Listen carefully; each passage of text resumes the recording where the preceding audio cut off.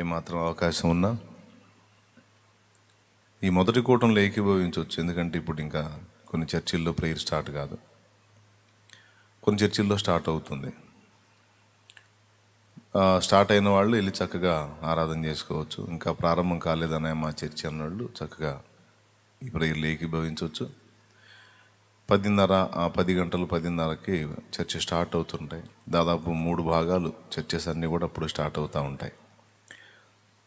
So మొదటి ఆరాధనలో లైవ్లో ఏకీభవించవచ్చు. తర్వాత మందిరాలకు మాత్రం తప్పనిసరిగా వెళ్ళాల్సిందే. మీ అందరినీ బట్టి దేవునికి మహిమ చెల్లిస్తున్నాను. మనకి దేవుడిచ్చినటువంటి అనుకూల స్థితి, వెసులుబాటు, దాన్ని పోనీయకుండా మనం గవర్నమెంట్ వారు చెప్పినటువంటి ఆ హెచ్చరికల్ని శిరసావహించి మాస్కులు గట్రా జాగ్రత్త చేసుకుంటూ చక్కగా దేవుని మాటలు విందాం. ఇప్పటిదాకా జరిగినటువంటి కార్యమంతా ఒక ఎత్తు, ఇప్పుడు జరిగేది ఒక ఎత్తు. చూద్దాం.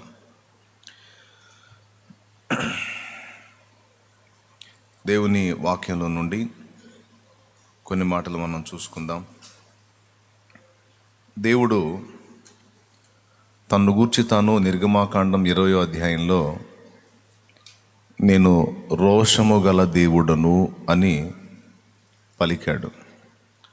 ఒకసారి ఆ ఒక్క మాట మీరు చూడండి. 5వ వచనం, నిర్గమాకాండం 20వ అధ్యాయము 5వ వచనం.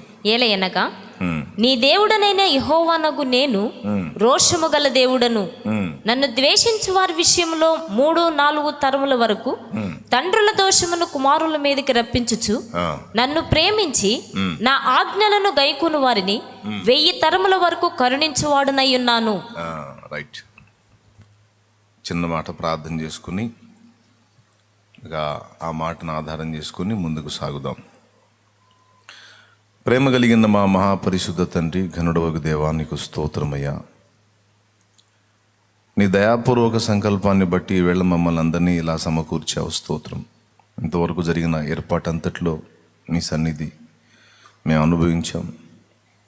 ఇదిగో ఇక నీ వాక్యము వినడానికి ఆశ కలిగి ఉన్నాం.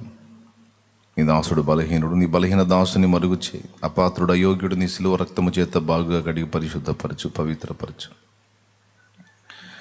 ఉపదేశాన్ని అడ్డగింప చూసే సైతాను దయ్యపు శక్తుల ప్రభావం నజరేయుడు యేసు నామములో బంధిస్తున్నాం.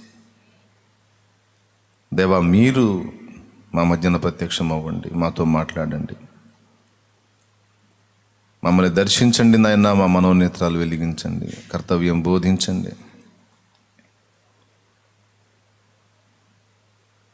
ఇంకెవరెవరు ఈ వర్తమానం వినాలో వారందరిని అందుబాటులోకి తీసుకోండి. నీ బిడ్డలందరూ నీ సన్నిధిని చేరి వచ్చారు ప్రభువా. నీ సన్నిధిని చేరున్నట్లు ఎక్కడెక్కడి నుంచో వచ్చేశారు. నీ బిడ్డలందరినీ కూడా నీ సన్నిధిని దీవించు. నీకే వందనాలు చెల్లిస్తూ యేసుక్రీస్తు నామములో ప్రార్థించి వేడుచున్నాం తండ్రి. ఆమేన్, ఆమేన్. ప్రభునందు ప్రియులారా, దేవుడు తన్ను గూర్చి పలికినటువంటి మాట, నేను రోషము గల దేవుడను అనే మాట మీదనే మనసు ఉంచండి. 3-4 తరముల వరకు తండ్రుల దోషము కుమారుల మీదికి రప్పించువాడను అనే మాటని కొంతమంది మతోన్మాదులు స్వీకరించి, తండ్రులు తప్పులు చేస్తే పిల్లల మీదకి ఆ దోషం రప్పిస్తాడంట, తండ్రులు తప్పులు చేస్తే పిల్లల మీదకి ఆ శాపం రప్పిస్తాడంట. ఇదేం దేవుడు, ఇదేం భక్తి, ఇదేమి దేవుని ప్రేమ? అసలు అభంశుభం తెలియని పసికంతులకి ఏం తెలుసు? ఆ పిల్లల మీదకి రప్పించడం ఏంటి దోషం అని ఆ మాటను తీసుకొని మరి యేసు ప్రభుని లేక యెహోవా దేవుణ్ణి విమర్శిస్తూ పుస్తకాలు రాసేశారు, కొన్ని మాటలు రాసేశారు.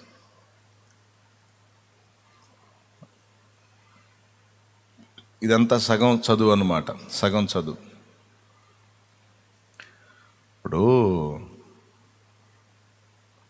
తండ్రుల దోషము పిల్లల మీదకి రప్పిస్తాను. ఎంతవరకు రప్పిస్తాను? 3-4 తరములు రప్పిస్తాను అన్నాడు.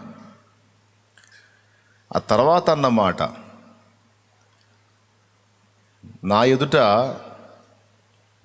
భయభక్తులు కలిగి ప్రవర్తించు వారి యొక్క సంతానమును.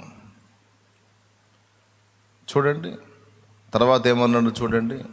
నన్ను ప్రేమించి నా ఆజ్ఞలను గైకొను వారిని, నా యందు భయభక్తులు నిలిపి నా ఆజ్ఞలను గైకొను వారిని 1000 తరముల వరకు కరుణించువాడునై ఉన్నాను. ఈ మాట చెప్పడేంది? ఇప్పుడు తప్పు చేసి నా ఆజ్ఞలను తిరస్కరించి మూర్ఖించి నాకు వ్యతిరేకంగా బ్రతికినటువంటి వాని యొక్క దోషములు 3-4 తరముల వరకు రప్పిస్తాను అన్నాడు. నన్ను ప్రేమించి నా ఆజ్ఞలను గైకొని నీతియుక్తంగా ప్రవర్తించి నడుచుకున్న వానికి 1000 తరముల వరకు కరుణిస్తాను అన్నాడు. 3-4 ఎక్కువ, 1000 ఎక్కువ? కొంతమంది కుహానా మేధావులు అంటారు కదా, కుహనా మేధావులు.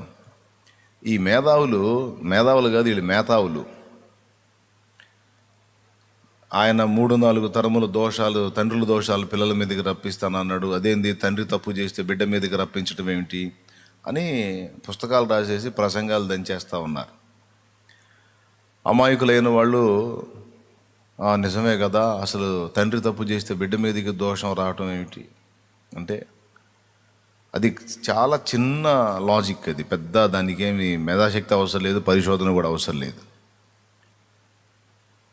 తండ్రి పాపము చేస్తే బిడ్డకు వ్యాధి సంక్రమిస్తుంది. తండ్రి జబ్బున పడితే ఆ వ్యాధి బిడ్డకు సంక్రమిస్తుంది. తండ్రి ఆరోగ్యవంతుడైతే బిడ్డకు ఆరోగ్యం వస్తుంది చక్కగా. తండ్రి బీదవాడైతే బిడ్డ కూడా బీదరికమే వస్తుంది. తండ్రి సంపన్నుడైతే వారసత్వంగా ఆ ఆస్తి సంక్రమిస్తుంది. అప్పు చేసినోడై కన్ను మూసాడు అనుకో, మీ నాన్న చేసినప్పుడా నువ్వు తీర్చని కొడుకును పట్టుకుంటాడు. నేనెందుకు తీరుస్తాను మా నాన్న చేసినప్పుడు అంటే, మరి మీ నాన్న సంపాదించిన ఆస్తిని పంచుకుంటున్నావుగా, అప్పు తీర్చమంటారు. రెండున్నాయి. కానీ ఈ మతోన్మాదులు సగమే చూపిస్తారు. మతోన్మాదులు ఇక దుర్బోధ చేసేవాడు వాక్యం మొత్తం చదవడు, వాక్య సారాంశ సత్యం చెప్పడు. దుర్బోధ చేసేవాడు సగమే చెప్తారు. అది కూడా కుమారుల మీదకి ఎందుకు దోషం వస్తుంది అన్నాడంటే, ఒక హెచ్చరిక. నువ్వు మంచిగా జీవించురా, నువ్వు నీతియుక్తంగా ప్రవర్తించు, నా ఆజ్ఞలు గైకొను, నువ్వు జాగ్రత్తగా నడుచుకో, నీ పిల్లల్ని తరతరాలు దీవిస్తాను అన్నాడు. నువ్వు బుద్ధిహీనంగా ప్రవర్తించి శాపగ్రస్తమైన క్రియలు చేస్తే, నువ్వు దుర్మార్గాలు చేస్తే, అది నీతో పోదురా, నీ బిడ్డ 4 తరాలకు తగిలిద్ది, జాగ్రత్త అంటే వాడు కంట్రోల్ కావటానికి ఒక వార్నింగ్. నువ్వు జాగ్రత్తగా నడుచుకుంటే 1000 తరాలు దీవెన. 1000 ఎక్కువ, 3-4 ఎక్కువ. ఎందుకు ఇలాగ చెప్తాడు దేవుడు? ఒక హెచ్చరిక, మనిషి కంట్రోల్ కావటానికి. కొంతమంది ఉంటారు, జాలి, దయ, కనికరం ఏముండవు, మహా కఠినాత్ములు. ఆ కఠిన హృదయులు చేసినటువంటి దుశ్చర్యలు, దుర్మార్గాలకు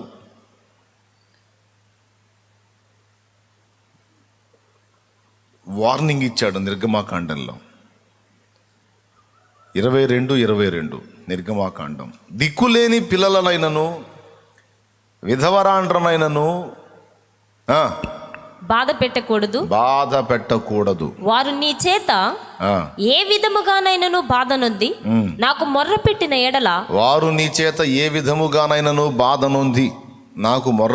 ఎడల నేను నిశ్చయముగా వారి మొర్రను వింటాను. నా కోపాగ్ని రౌలుకొని మిమ్మను కత్తి చేత చంపించెదను. చూడండి, దిక్కులేని పిల్లలకు, విధవరాండ్రకు మీరు చేసిన దుర్మార్గము చొప్పున మీకు వచ్చేటట్టు చేస్తా. ఫలితంగా ఏం జరిగిద్దంటే, దిక్కులేని పిల్లలకు నువ్వు అన్యాయం చేసావు కాబట్టి నీ పిల్లలు దిక్కులేని జీవితంలోకి వెళ్ళిపోతారు. అంటే ఏంటి? అలా చెయ్యొద్దు. అవతల వాడి బిడ్డకు నువ్వు అలా దుర్మార్గం చేస్తే నీకు ఆ గతి పట్టిద్ది, నీ బిడ్డలకు ఆ పరిస్థితి వస్తుంది. ఎందుకు? ఒక క్రమశిక్షణ, దేవుని హెచ్చరిక. నేను చూశాను, నా జీవిత అనుభవంలో కొంతమందిని చూశాను నేను. భర్తను కోల్పోయిన విధవరాండ్ర మీద తొందరపాటుగా దుందుడుగుగా ప్రవర్తించినందుకు, నోరు జారినందుకు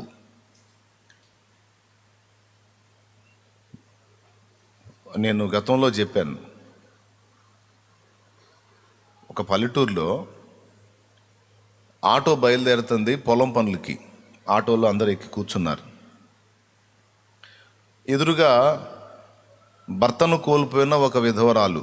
పల్లెటూళ్ళల్లో అందరికీ తెలుసుగా ఎవరికి భర్త ఉన్నాడు, ఎవరికి భర్త లేడు. ఎదురుగా ఒక తల్లి వస్తూ ఉంది. ఆమె పనికి ఆమె పోతుంది, వీళ్ళ పనికి వీళ్ళు బయలుదేరారు. కాకపోతే భర్త లేని విధవరాలు. వెంటనే ఆమె చెవులకు వినపడేటట్టే, శుభమా అంట పనికి పోతుంటే దరిద్రం మొహం వేసుకొని ఎదురొస్తారు, ముండ మొహం వేసుకొని, ఈ ముఖం వేసుకొని ఆ ముఖం వేసుకొని. ఆ ఆటో మొత్తంలో ఉన్న ఒక ఆమె నోరు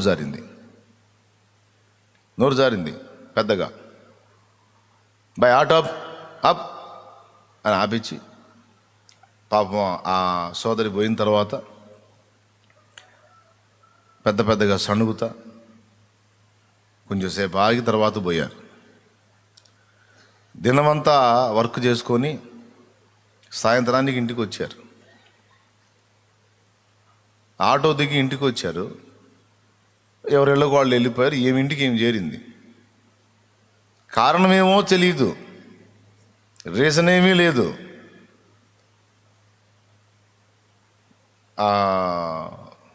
యూరిన్కి వెళ్ళాడు. సింపుల్గా చెప్పాలంటే వెళ్ళాడు భర్త. ఇంచుమించు ఒక 6:30 వేళ సాయంత్రం వెళ్ళే వాళ్ళు పని నుంచి వచ్చిన టయానికి వెళ్ళి అక్కడే పడిపోయాడు. ఏంది ఇంతసేపు పోయి రాలేదని పోయి చూస్తే అప్పటికి చచ్చిపోయి ఉన్నాడు ఆయన. ఏ రోజు ఉదయం పలికిందో ఆ మాట, అదే రోజు సాయంత్రానికి ఆమె కూడా అదే వైధవ్యం ప్రాప్తించింది. నోరుంది కదా అని కొంతమంది లగలగా మాట్లాడతారు. దానికి ఎంత డేంజర్ ఉంటుందో చూసుకోవాలి. దిక్కులేనివాళ్ళు కదా, వీళ్ళకి దుర్మార్గం చేస్తే, వీళ్ళకి అన్యాయం చేస్తే ఎవడు పట్టించుకుంటాడు అని కొంతమంది దిక్కులేని వాళ్ళని కొట్టడం, నోరు జారటం, వాళ్ళకి దుర్మార్గం చేయటం, వాళ్ళ నోటికాడి లాగేసుకోవటం, ఇట్లాంటివి చేస్తారు. దేవుడు ఉన్నాడు పైన. నేనున్నాను రా, నేను ఒకడు ఉన్నాను, మిమ్మల్ని చేసినండి నేనే. నీతి నియమం హద్దులు ఏర్పాటు చేసిన వాడిని నేను. సముద్రానికి హద్దులు ఏర్పాటు చేయకపోతే వచ్చి ఊరి మీద పడితే మొత్తం చేస్తారు. అందుకే ఇసుకను మేరగా నిర్ణయించాను.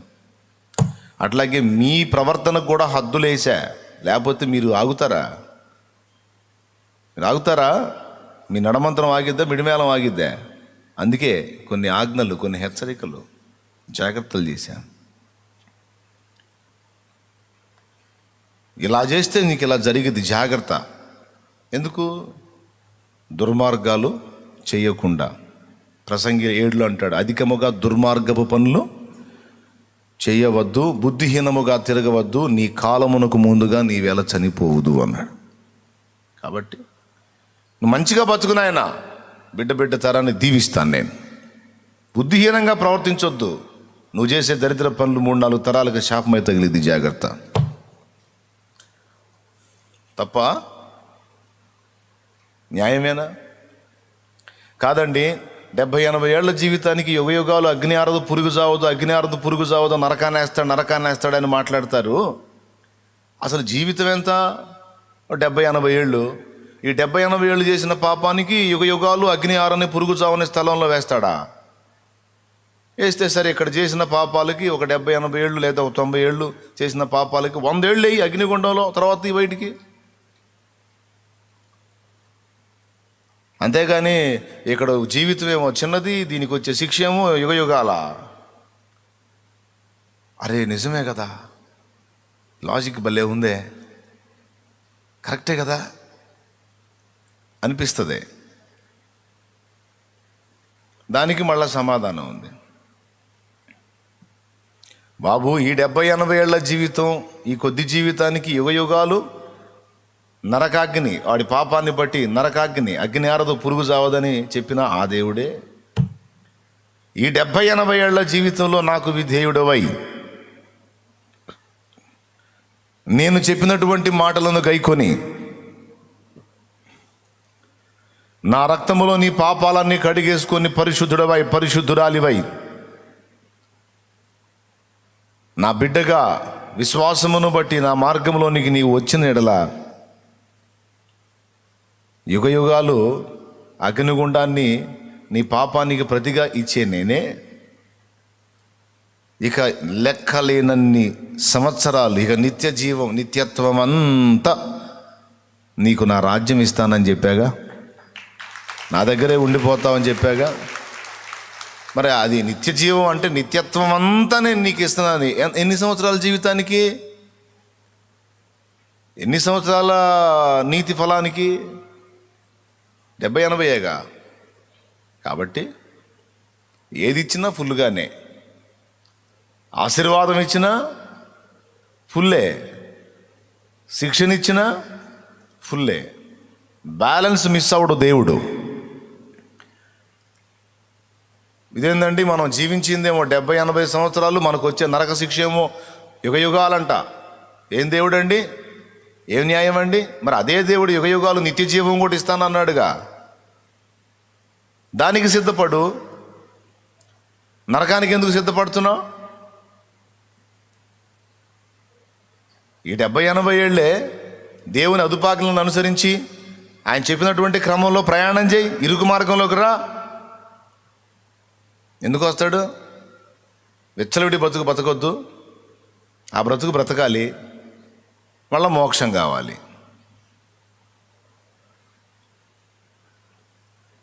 ఒకవేళ దేవుడు శిక్షించినా ఎక్కువ శిక్షించొద్దు, అన్ని వీడే చెబుతుంటాడు. మరి దేవుడు కదా పనికిమాలినోడు. నువ్వు చెప్పేది ఏందిరా? సృష్టికర్త ఆయన, సర్వ జనావళిని నిర్మించిన వాడు ఆయన. కుండ పెంకు, కుండ ఎంత, దాని బతుకు ఎంత? కుమ్మరితో వాదిస్తే ఏమైంది? కుండ కుమ్మరితో వాదిస్తే ఏమైంది? పగిలిపోద్ది. అది దేవుని ముందు పిచ్చి మాటలు మాట్లాడకూడదు. ఆయన మహామేధావి. నువ్వు ఏది అడిగినా ఆయన దగ్గర సమాధానం ఉంటుంది. బైబిల్ గ్రంథం కూడా అంతే. అన్నీ తిరిగి అన్నీ చూసి చదివి సట్టుబండలు చేసి ఆడ పడేసి ఇది పట్టుకున్నాం, పరిశుద్ధ బైబిల్ గ్రంథాన్ని.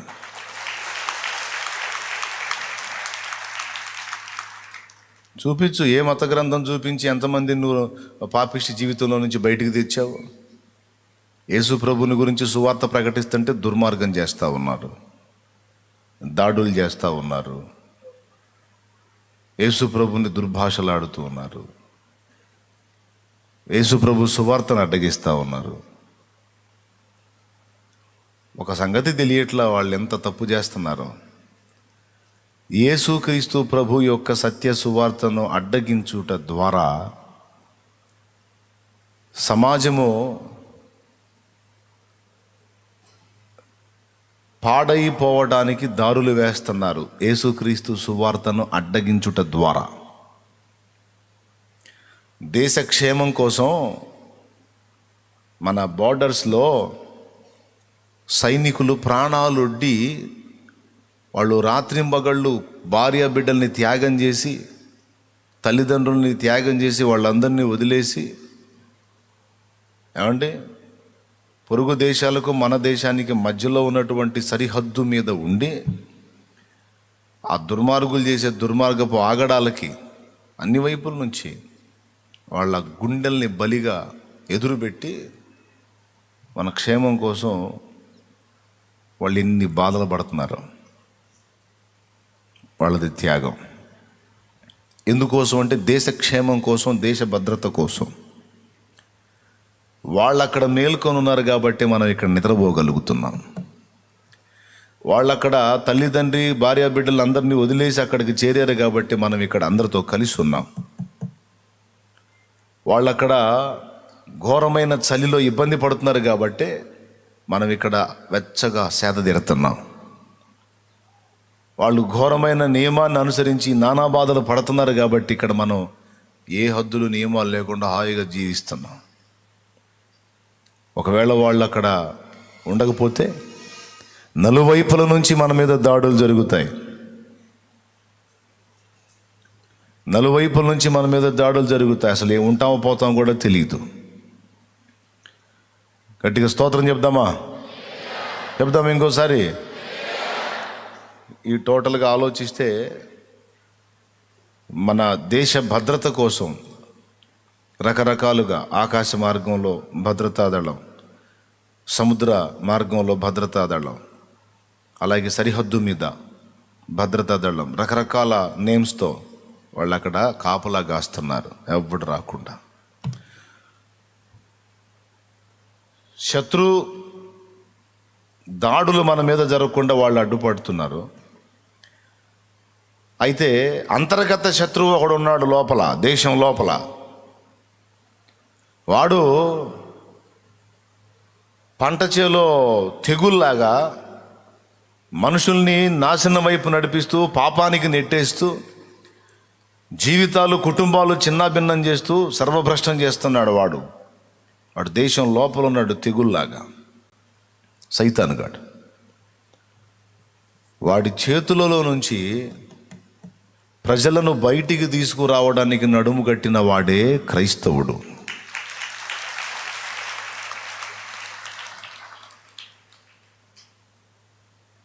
బోర్డర్లో దేశ రక్షణ కోసం ప్రాణం పెట్టడానికి నిలవబడిన సైనికుడు ఎంతో, దేశంలో చెడుతనంలోనికి వెళ్ళిపోతున్న మనుషుల్ని క్రీస్తును చూపించి క్రీస్తు వైపుకు నడిపించే క్రైస్తవుడు కూడా దేశానికి భద్రతను కలిగించే ఆధ్యాత్మిక సైనికుడు. ఇది నిజం. యేసు ప్రభు సువార్త చెప్పొద్దన్నావు, లేకపోతే యేసు ప్రభు నిజమైన దేవుడు కాదని ప్రచారం చేశావు, యేసు ప్రభువులో కూడా పాపం ఉందని ఏదో ప్రచారం చేశావు, యేసు ప్రభుని గురించి ఇతరత్ర ఎన్నో మాటలు అన్నావు, దూషించావు, నీ దుర్మార్గపు మనసుకు తగ్గ మాటలన్నీ అని ప్రచారం చేశావు. మరి ఇవన్నీ విన్నందున ఎవడన్నా తాగుబోతుడు వచ్చి, అవునా బైబిలు సత్యగ్రంథం కాదా, యేసు ప్రభు నిజమైన దేవుడు కాదా, అట్లయితే నాకు ఈరోజు చాలా ఆనందంగా ఉందండి, ఇక నుంచి నేను మందు మానేస్తాను అని అన్నాడా?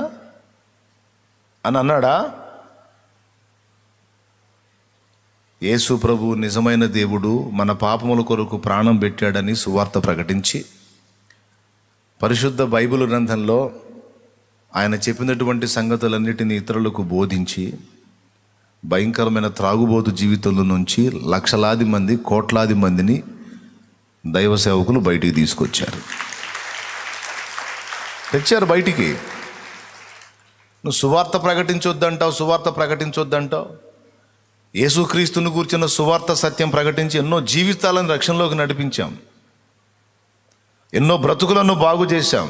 త్రాగుబోతులు, దొంగలు, నరహంతకులు, నిజమైన దేవుణ్ణి ఎరగని స్థితిలో ఉన్నవాళ్ళు, నిజమైన దేవుణ్ణి తెలుసుకున్నాడు సరైన బ్రతుకుతాడు. సత్యమై ఉన్న దేవుణ్ణి తెలుసుకున్నాడు ఎట్లా పడితే అట్ట బతుకుతాడు. హంతకులు మారిపోయారు, మోకాళ్ళ మీద నిలబడి ప్రార్థన చేస్తున్నారు. రౌడీ షీటర్లు మారిపోయారు, దొంగలు మారిపోయారు, వ్యభిచారులు మారిపోయారు, వేశ్యావృత్తిలో బ్రతికే వాళ్ళు మారిపోయి కష్టపడి చాకిరీ చేసుకుంటున్నారు. డాన్సర్లు మారిపోయారు, హిజ్రాలు మారిపోయారు, లంచగొండ అధికారులు మారిపోయారు.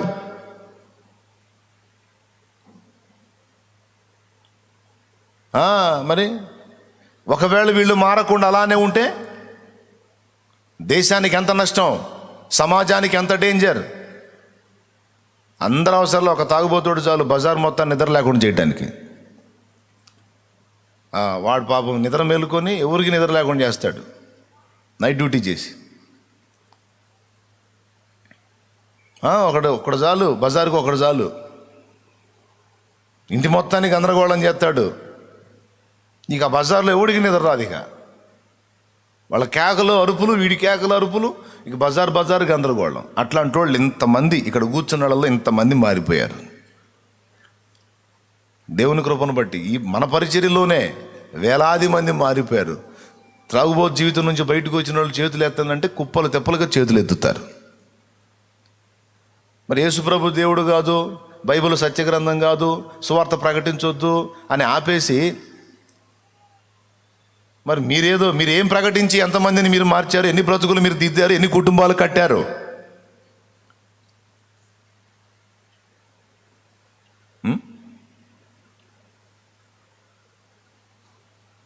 ఎవడొచ్చి మారాడు? యేసుప్రభుని గురించి దుర్భాషలాడి దూషిస్తే, అబ్బా చాలా ఆనందంగా ఉంది, ఈ రోజు నుంచి నేను ఇక వ్యభిచార పాపం చేయట్లేదని ఎవడన్నా వచ్చి చెప్పాడా? ఈ రోజు నుంచి నేను త్రాగుడు మానుకుంటున్నాను ఎవడని చెప్పాడా? నువ్వు యేసుప్రభుని దూషించి ద్వేషించి దుర్మార్గంగా మాట్లాడితే నీ దగ్గరికి వచ్చి చెప్పాడా ఇక నుంచి నేను మారిపోతున్నానండి అని?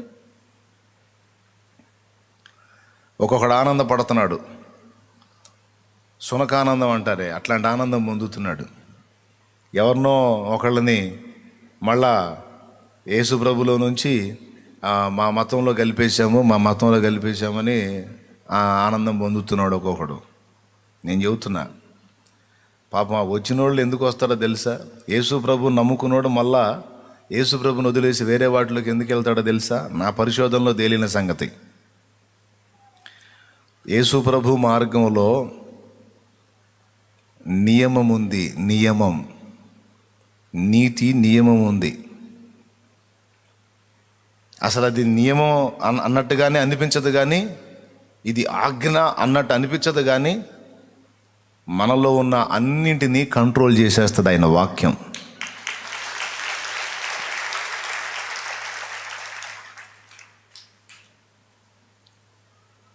అర్థమైందా? ఒకడు యేసు ప్రభులో నుంచి మళ్ళీ వేరే మార్గానికి వెళ్ళిపోయాడు అంటే ఎందుకు వెళ్తాడు అనే దాన్ని కొన్ని న్యాయమైన లాజిక్స్ వెతుక్కున్నా నేను, ఏ కారణం చేత వెళ్ళొచ్చు అని. ఇప్పుడు నాకు తెలిసి నేను అన్ని పరిశోధించానంటే మనకు బాగా ఇక్కడ వాడుకలో ఉన్నటువంటి మూడు మతాలు, ఇస్లాం, హైందవత్వం, అలాగే క్రైస్తవ్యం, మూడింటిని. ఇక బౌద్ధం, ఇక జైనులు, బౌద్ధులు తక్కువ శాతం ఉన్నారు. అవి కూడా చూసా, అవి కూడా చదివా. గరుడ పురాణం చెప్పిన సమస్య, బైబిల్ చెప్పిన పరిష్కారం అన్న మెసేజ్లో బౌద్ధం యొక్క మూలం, జైన మతం యొక్క మూలం, వాటిని కూడా నేను రెఫరెన్సెస్ చూపించి మరీ వాటిని గురించి వివరించాను. నేను మొత్తం 5, ఎక్కువగా ఉన్నాయి 3, మొత్తం ఆ 5 అధ్యయనం చేశాను. అన్నింటిలోనూ మానవుడు సమాజంలో జీవించడానికి ఒక పాపైన మనుషుడు పరమాత్ముని సంతానంగా ఆ ఉన్నతమైన జీవితంలోనికి ప్రవేశించడానికి 100% అద్భుతమైన మాదిరి ప్రభు అయిన యేసుక్రీస్తు. అద్భుతమైన మాదిరి ప్రభు అయిన యేసుక్రీస్తు. ఇంత కొలతలు కలిగిన వాడు, ఇలాంటి క్యారెక్టర్ కలిగిన వాడు, ఇంత పరిపూర్ణుడు, ఇంత పరిశుద్ధుడు, ఇంత ప్రేమ కలిగిన వాడు, యథార్థవంతుడు, సత్యవంతుడు, మోమాటము లేనివాడు, దేవుని వాక్యమును, దేవుని మార్గమును సత్యముగా బోధించినవాడు, బ్రతికి చూపించినవాడు మరొకడు నాకు కనపడలా. మీకు కనపడితే చూపించండి నాకు. యేసు ప్రభువుతో ఈక్వల్ చేయడానికి తగిన క్యారెక్టర్ ఎక్కడైనా మీకు ఏ మతంలోనైనా ఏ విశ్వాసంలోనైనా కనపడితే నాకు చెప్పొచ్చు. వెతికా నేను.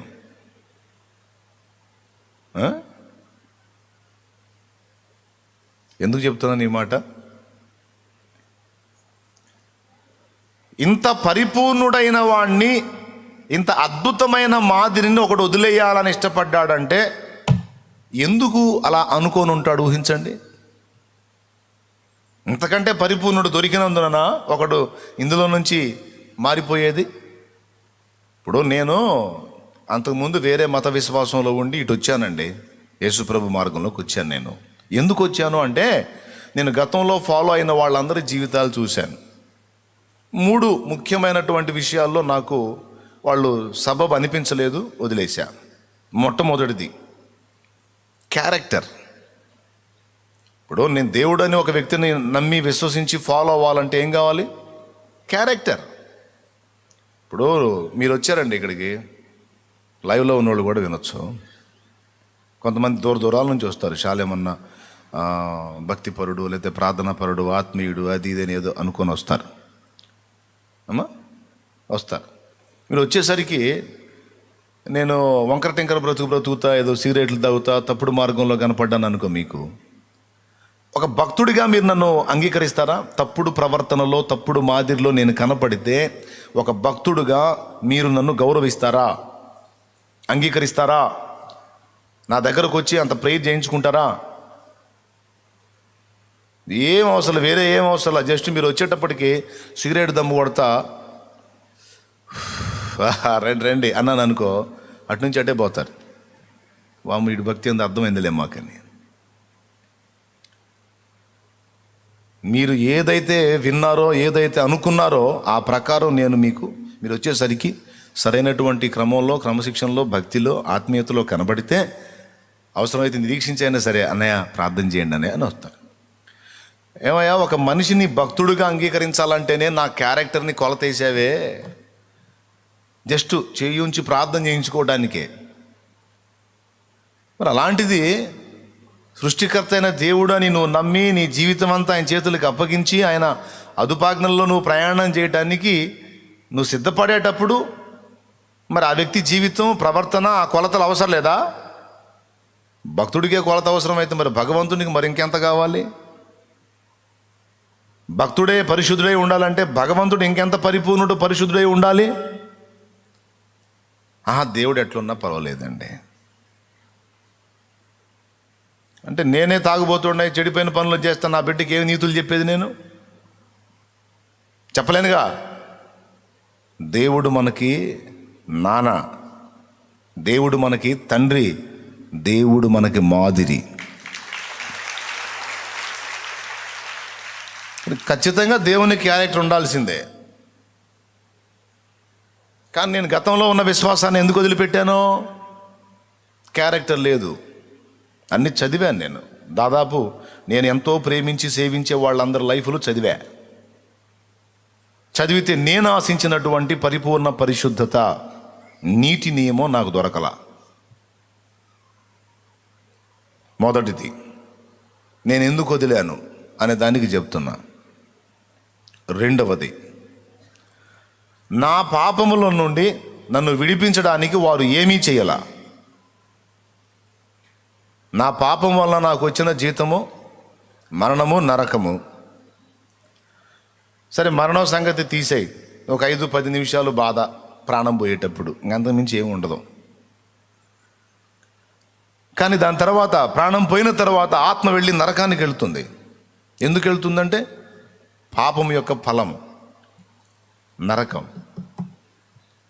కాబట్టి నరకంలో నుంచి తప్పించుకోవాలంటే నా పాపాలు పోగొట్టుకోవాలా, శుద్ధీకరణ పొందాలా.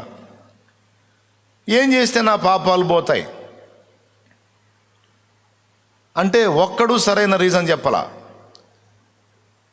ఇప్పుడు యేసుప్రభు దగ్గరికి ఎందుకు వెళ్తున్నారు, యేసుప్రభు దగ్గరికి ఎందుకు మారిపోతున్నారు, మతం ఎందుకు మారుతున్నారని గైమని మాట్లాడే ప్రతి ఒక్కడిని ఈ మాట అడుగుతున్నాను నేను.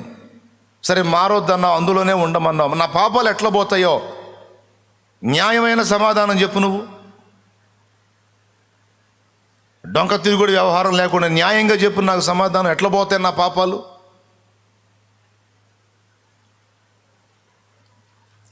ఎట్లా పోయేదే ఉంది? దేవుడికి ఏదో ఒకటి ఇచ్చేసాయి.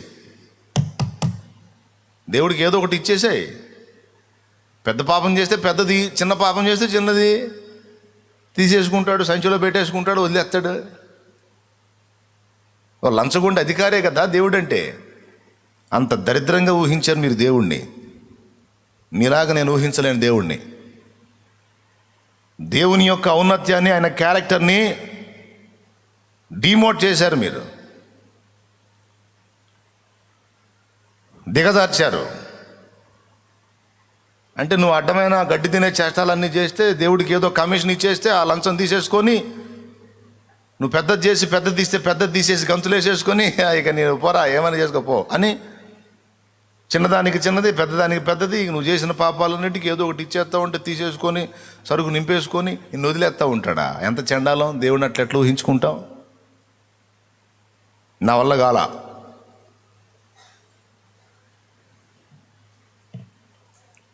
దేవుడు అవి స్వీకరించడం సంగతి ఏమో కానీ అవి వేరే రకంగా అయిపోతున్నాయి. పాపాలు పోతాయో లేదో తెలియదు కానీ శాపాలు మాత్రం వెంటాడుతున్నాయి. ఎలా తీసేస్తారండి పాపాలు? ఏ న్యాయం ప్రకారం తీసేస్తారు? నా పాపము నుండి నన్ను విడిపించడానికి వారు ఏం చేశారు? ఇంకా చెప్పాలంటే చరిత్రలో చదివితే అర్థమైంది. ఎవరు నేను హెడ్ ఆఫ్ ద డిపార్ట్మెంట్ అనుకున్నానో, ఏ వ్యక్తుల్ని నేను మొక్కినాళ్లలో ఎవరిని నేను గొప్ప మెయిన్ అనుకున్నానో, వాళ్ళ చరిత్రలో చదివితే అర్థమైపోయింది. వాళ్ళే తాము పాపులమని ఒప్పుకున్నారు. మీకు వారే పాపులై ఒప్పుకున్నప్పుడు మరి ఇక నేను పాపిని, వారు పాపులు అంటే అందరం ఖైదీలమే. అందరం జైల్లో ఖైదీలమేనండి. ముద్దాయిలో అందరం జైల్లోనే ఉన్నాం. ఇప్పుడు అందరం జైల్లోనే ఉండి ఒక ముద్దాయి ఇంకో ముద్దాయితో నేను నిన్ను విడుదల చేస్తాను, నేను నిన్ను క్షమించేస్తున్నాను, వదిలేస్తున్నాను అంటే గేట్ ఓపెన్ అవుతాడా బయటికి? తూకోనరే అంటాడు ఎదురు ముద్దాయి. నువ్వే ఊర్రా నన్ను వదిలిట, నువ్వే ముద్దాయి అయిపోతివి. నేను ఖైదీనే, నువ్వు ఖైదీవే, ఇద్దరం పాపము చేతిలో బందీలమైపోయాం, నోరు ముయ్యబోయ్ అంటాడు. ఎక్కడ బాబు నువ్వు నన్ను విడిపించేది ఎక్కడ? అసలు నిన్ను నువ్వు విడిపించుకోవడానికి నీకే దిక్కు లేదు, గతి లేదు, నువ్వే పాపివి, నువ్వు నన్ను ఎట్లా వదిలేస్తావు, విడిపిస్తావు? పాపులను విమోచించాలంటే ఏ పాపము లేని పరిశుద్ధుడు కావాలి. పాపులను విమోచించాలంటే ఏ పాపము లేని పరిశుద్ధుడు కావాలి. అరే నా పాపాల్లో నుంచి నన్ను బయటికి తీసుకొచ్చి ఆ శాపగ్రస్తమైన జీవితాన్ని మార్చేసి ఒక నూతన అధ్యాయం నాలో ప్రారంభించడానికి తగిన వాడు ఒక్కడు కూడా కనపడలా. అందుకే వదిలేశా. మొదటి కారణం ఏంటి? క్యారెక్టర్లెస్. రెండవ కారణం, నా పాపాల నుండి నన్ను విడిపించడానికి ఏమీ చేయలేదు. మూడవ కారణం, నేను ఫాలో అవటానికి, నేను పరిపూర్ణుని కావటానికి దేవుని వలె దేవునంత నీతి నియమాల్లోకి నేను వెళ్ళడానికి సరిపోయిన మాదిరి నేను గతంలో మొక్కిన వాళ్ళలో ఒక్కడు కూడా ఇవ్వలేదు. మాదిరి లేదు. కానీ యేసు ప్రభు నేను అనుసరించడానికి, ఒక శాపగ్రస్తమైన జీవితం నుండి, ఒక తప్పుడు ప్రవర్తన నుండి, తప్పుడు క్యారెక్టర్ నుండి విడుదల పొంది ఒక నూతనమైనటువంటి క్రొత్త జీవితాన్ని జీవించడానికి, దేవుని లాంటి మనస్సులోనికి ప్రవేశించడానికి అనువైనటువంటి మాదిరి చూపించినటువంటి మహనీయుడు. మాదిరి. నేను గతంలో ఫాలో అయిన వాళ్ళలో క్యారెక్టర్ లేదు. వారే ఘోరమైనటువంటి అవినీతి కార్యాలు చేశారు. క్రమము లేదు. బైబిల్లో అన్ని బూతులు ఉన్నాయి, బైబిల్లో అన్ని బూతులు ఉన్నాయి అన్న. నేను ఒక మాట చెబుతాను. బైబిల్లో అన్ని బూతులు ఉన్నాయి. బైబిల్లో పాపం చేశారు, మనుషులు పాపం చేశారు, దేవుడు పనిష్మెంట్ ఇచ్చాడు, రాశాడు యథార్థంగా. అందుకే పరిశుద్ధ గ్రంథం. పాపాలకు ముసుగులే వేయలే. దావీదు పాపం చేస్తే దావీదుకి ఎంత కోటింగ్ పడిందో, లోతు కుమార్తెలు చేసిన పాపానికి మోయాబీలు, అమ్మోనీలు శాపగ్రస్తమైన సంతానం, అట్లాగా మనుషులు బలహీనలైన మానవ ఘటాలు చేసిన పాపం, దానికి దేవుడిచ్చిన పనిష్మెంట్, దాని నుండి విడుదల పొందేటువంటి మార్గం మొత్తం రాయబడి ఉంది. ఇందులోనేమో మానవులు పాపులు, కానీ నేను గతంలో ఫాలో అయిన దానిలో మనుషులే పరిశుద్ధులు, నేను మొక్కినోళ్లే ఘోరమైన పాపులు. వాళ్ళే ఘోరమైన కార్యాలు చేశారు. మరి ఇప్పుడు చెప్పండి, ఏది గొప్ప? బైబిల్లో మానవుడి పాపం, దానికి వచ్చే పనిష్మెంట్, దాని నుండి విడుదల పొందే మార్గం బైబిల్లో చూపబడింది. కానీ నేను గతంలో ఫాలో అయిన విశ్వాసంలో మనుషులే పతివ్రతలుగా పవిత్రులుగా ఉంటే నేను మొక్కిన వాళ్ళే వాళ్ళ శీలాలను హరించినట్టుగా రాసుంది. मैं झूठ बात नहीं बोल रहे, पूरा किताब हमारा कने है. అవి ఎందుకు చూపించట్లేదు అంటే, నేను చూపించవచ్చు, మా బ్రదర్స్ మా సోదరులు తిప్పలబడి చూపిస్తూ ఉన్నారు.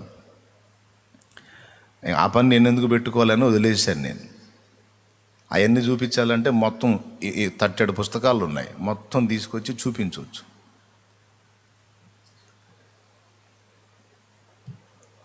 అనవసరం ఇక ఎందుకు మళ్ళా మత దూషణ చేశారు, మా విశ్వాసాన్ని విమర్శించారు, మా అభిప్రాయాన్ని త్రోసిపుచ్చారు అని అనిపించుకోవడం ఎందుకు? అది తగలబడు, నీ కళ్ళు దేవుడు తెరిచినాడు, వస్తావు నువ్వే. సత్యం చెబుతాను నేను.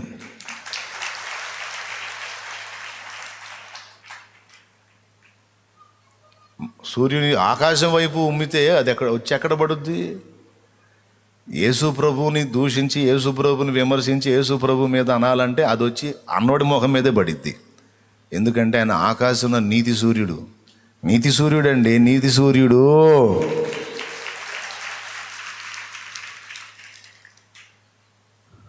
వంద జన్మలు ఎత్తినా యేసు లాంటి పరిపూర్ణ పరిశుద్ధుడిని ఎవ్వడిని కనుగొనలేము. అది యేసయ్య అంటే. మూడు మొదటిది, నేను గతంలో నమ్మిన విశ్వాసంలో ఆ క్యారెక్టర్ కనబడిన కారణం చేత. రెండవది, నా పాపాలు పోగొట్టడానికి వారు ఏమీ చేయలేదు. మరి యేసు ఏం చేశాడు?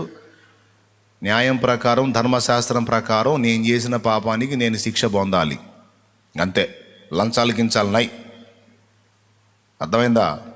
యేసు ప్రభు వారు నాకు బదులొచ్చి నా స్థానంలో మా తండ్రిగా, సర్వజనావళికి తండ్రిగా అందరి దోష శిక్ష తన మీద వేసుకొని, మన చేతుల దోషానికి ఆయన చేతులు, మన పాదముల చెడు నడతకు ఆయన పాదములు, మన తప్పుడు ఆలోచన విధానానికి ఆయన శిరస్సు, మన సర్వ శరీరంతో మనం చేసిన అవినీతి కార్యకలాపాలకు ఆయన దేహమంతా నాగలిసాళ్ల వలె దున్నబడి, ధర్మశాస్త్రం ప్రకారం మనం పొందాల్సిన శిక్ష మనందరి తండ్రిగా ఆయన పొందాడు.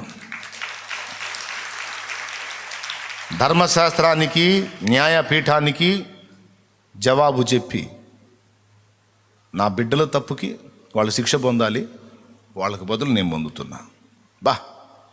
న్యాయం ఎంత గౌరవించబడిందో చూడండి, ధర్మం ఎంత గౌరవించబడిందో చూడండి. ధర్మాన్ని, న్యాయాన్ని తృణీకరించలా, గౌరవించాడు గనుకనే వచ్చి ప్రాణం పెట్టాడు. అది న్యాయాన్ని, ధర్మాన్ని గౌరవించడం. అంతేకాదు, ప్రేమ, పాపులైనా దోషులైనా తన బిడ్డల మీద తండ్రి ఎలాంటి ప్రేమ కలిగి ఉంటాడో ఆ ప్రేమను చూపించి, పాపులమైన మనం శత్రువులమై ఉండగానే మనల్ని ప్రేమించి మన పాపిష్టి జీవితాన్ని విసర్జించి దిద్దుకోవటానికి ఒక అద్భుతమైన మార్గం వేసి, అందుకోసం తన ప్రాణాన్ని త్యాగం చేసి దేవుని ప్రేమ అంటే ఏంటో చూపించాడు. జాగ్రత్త, చేతులు నొప్పులు పడతాయి. ఎందుకు అంతసేపు పడుతున్నారు? అసలు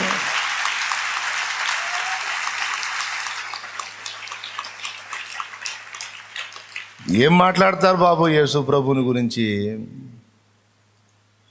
ఏదన్నా మాట్లాడాలంటే ముందు మన రంధ్రాలు వెతుక్కొని మాట్లాడాలి అవతల వాడిని. యేసు ప్రభుని గురించి ప్రతి ఒక్కడు నోరు తెరిచి లగలగలగలగా మాట్లాడుతున్నారు. మాట్లాడే ప్రతి ఒక్కడు ముందు అసలు మన రంధ్రాలు ఏందో చూసుకొని కదా అవతల వ్యక్తిని మాట్లాడాలి. ఎప్పటికీ తీయగలుగుతారు యేసులో తప్పుని?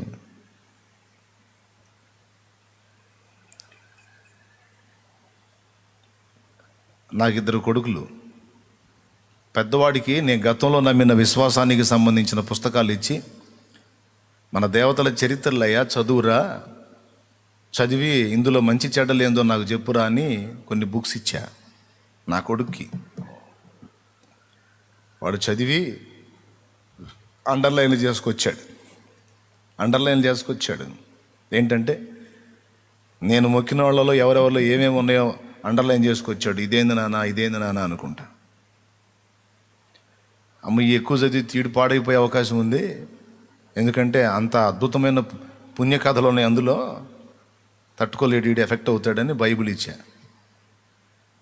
బైబిల్ చదువయ్యా, ఇందులో యేసు ప్రభు లైఫ్ ఉంది, ఆయనలో ఉన్న లోపాలు పాపాలు ఏందో, ఆయనలో ఉన్న నీతి ఏందో కొంచెం ఈ బైబిల్ని కూడా యేసు ప్రభు జీవితాన్ని కూడా అండర్లైన్ చేసి తీసుకురా నాయనా అన్న. వాడు చదివి నా దగ్గరకు వచ్చి ఏమన్నాడు తెలుసా? నిజం చెప్తున్నా, నేను బైబిల్ గ్రంథం అంతకుముందు మనం ఆరాధించినటువంటి వాళ్ళ చరిత్రలు చదువుతుంటే వాళ్ళలో లోపాలన్నీ ఈజీగా నేను కనిపెట్టగలిగాను, రాశాను నాన్న.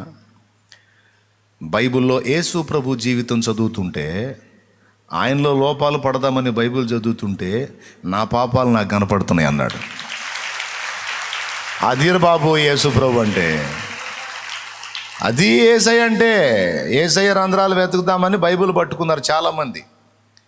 ఆయన రంధ్రాలు వెతుకుదామని మొదలుపెట్టి బైబిల్ చదివి చివరికి వాళ్ళ రంధ్రాలు వాళ్ళకి కనపడ్డాయి. యేసయ్య అద్దము లాంటి వాడు, యేసయ్య అగ్ని లాంటి వాడు, యేసయ్య దీపం, వెలుగు. ఆ నీతి సూర్యుని కాంతిలో మన బతుకులు దిద్దుకోవటం తప్ప ఆయనలో ఏదో రంధ్రాల్లో నేను వెతకడానికి ప్రయత్నించటం శుష్క ప్రయాస. దేవునికి స్తోత్రం చెప్దామా? గట్టిగా చెప్దామా ఇంకోసారి? కాబట్టి ఇన్ని క్లియర్గా ఉన్నాయి కనుక మొట్టమొదటిది క్యారెక్టర్ లేదు, రెండవది నా పాపాల నుంచి నన్ను బయట తీయటానికి ఏమీ చేయలేదు, మూడవది నాకు సరైన మాదిరి కాదు, వాళ్ళు మంచి మాదిరి ఇవ్వలా. ఒక ఆయన్ని మొక్కితే సిగరెట్ తాగొచ్చు, ఎందుకంటే ఆయనే చిల్లుంగొట్టంలో నాటు పొగాకు పెట్టుకొని దమ్ము కొట్టాడు. ఇంకొక ఆయన నమ్మితే తల్లి కూతురు వాయు వరుస కూడా లేకుండా పాపం చేయొచ్చు, ఎందుకంటే కుమార్తెను మోహించాడు ఇంకొక ఆయన. ఇంకొక ఇద్దరిని ఫాలో అయితే లింగభేదాలు లేకుండా కూడా పాపం చేయొచ్చు. ఎందుకంటే అట్లా చేశారు. మళ్ళా కింది స్థాయి కాదు, హెడ్ ఆఫ్ ద డిపార్ట్మెంట్. యేసు ప్రభు దగ్గరకు వస్తే మంచోడు చెడిపోడు బాబు, చెడిపోయినోడు మంచోడుగా మారతాడు.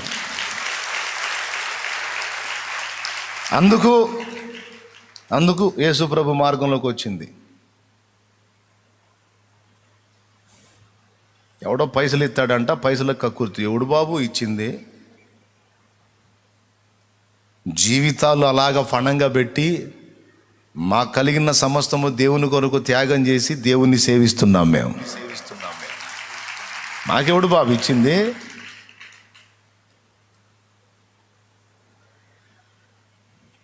$100 కోట్ల ధనం ఇస్తే మాత్రం నేను నమ్మిన విశ్వాసాన్ని వదులుతానా?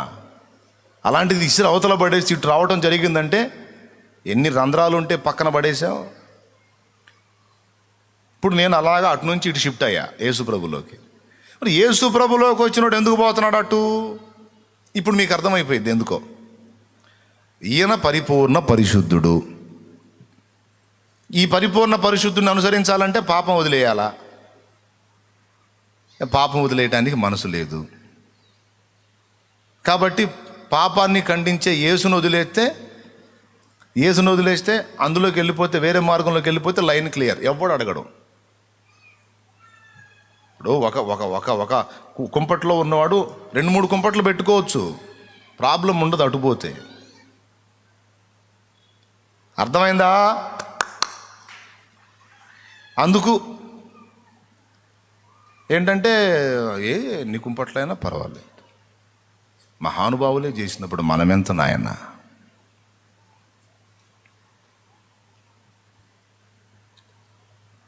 స్త్రీల విషయంలో కూడా అంతే, ఏం ప్రాబ్లం ఉండదు.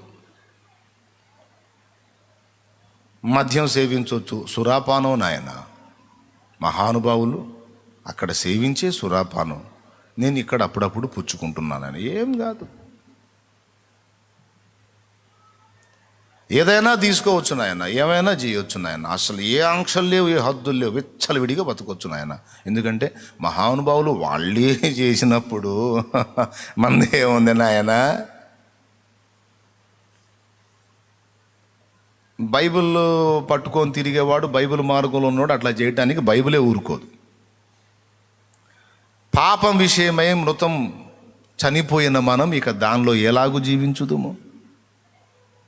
లేదు బాబు, నువ్వు పరిశుద్ధుడివిరా, నువ్వు దేవుని సంతానం, నువ్వు అందరిలాగా పిచ్చి పిచ్చిగా బతకడానికి లేదురా, నువ్వు రాజుగారి బిడ్డవి, తగినట్టు బతుకు అంటుంటాడు. అంతే, ఇంకేం వేరే ఒత్తిడే ఉండదు. నువ్వు రాజుగారి కూతురు అమ్మా, తగ్గట్టు బతుకు. నువ్వు రాజుగారి కుమారుడు అయ్యా, తగ్గట్టు బతుకు. నువ్వు దేవుని బిడ్డవి, ఆ క్యారెక్టర్ కలిగి ఉండమ్మా, ఆ క్యారెక్టర్ కలిగి ఉండయ్యా. యేసు ప్రభు పూనుకుందదే, మట్టి పురుగులైన మానవుల్ని దైవములు అన్న అంతస్తుకు తీసుకెళ్ళడానికే వచ్చాడు ఆయన.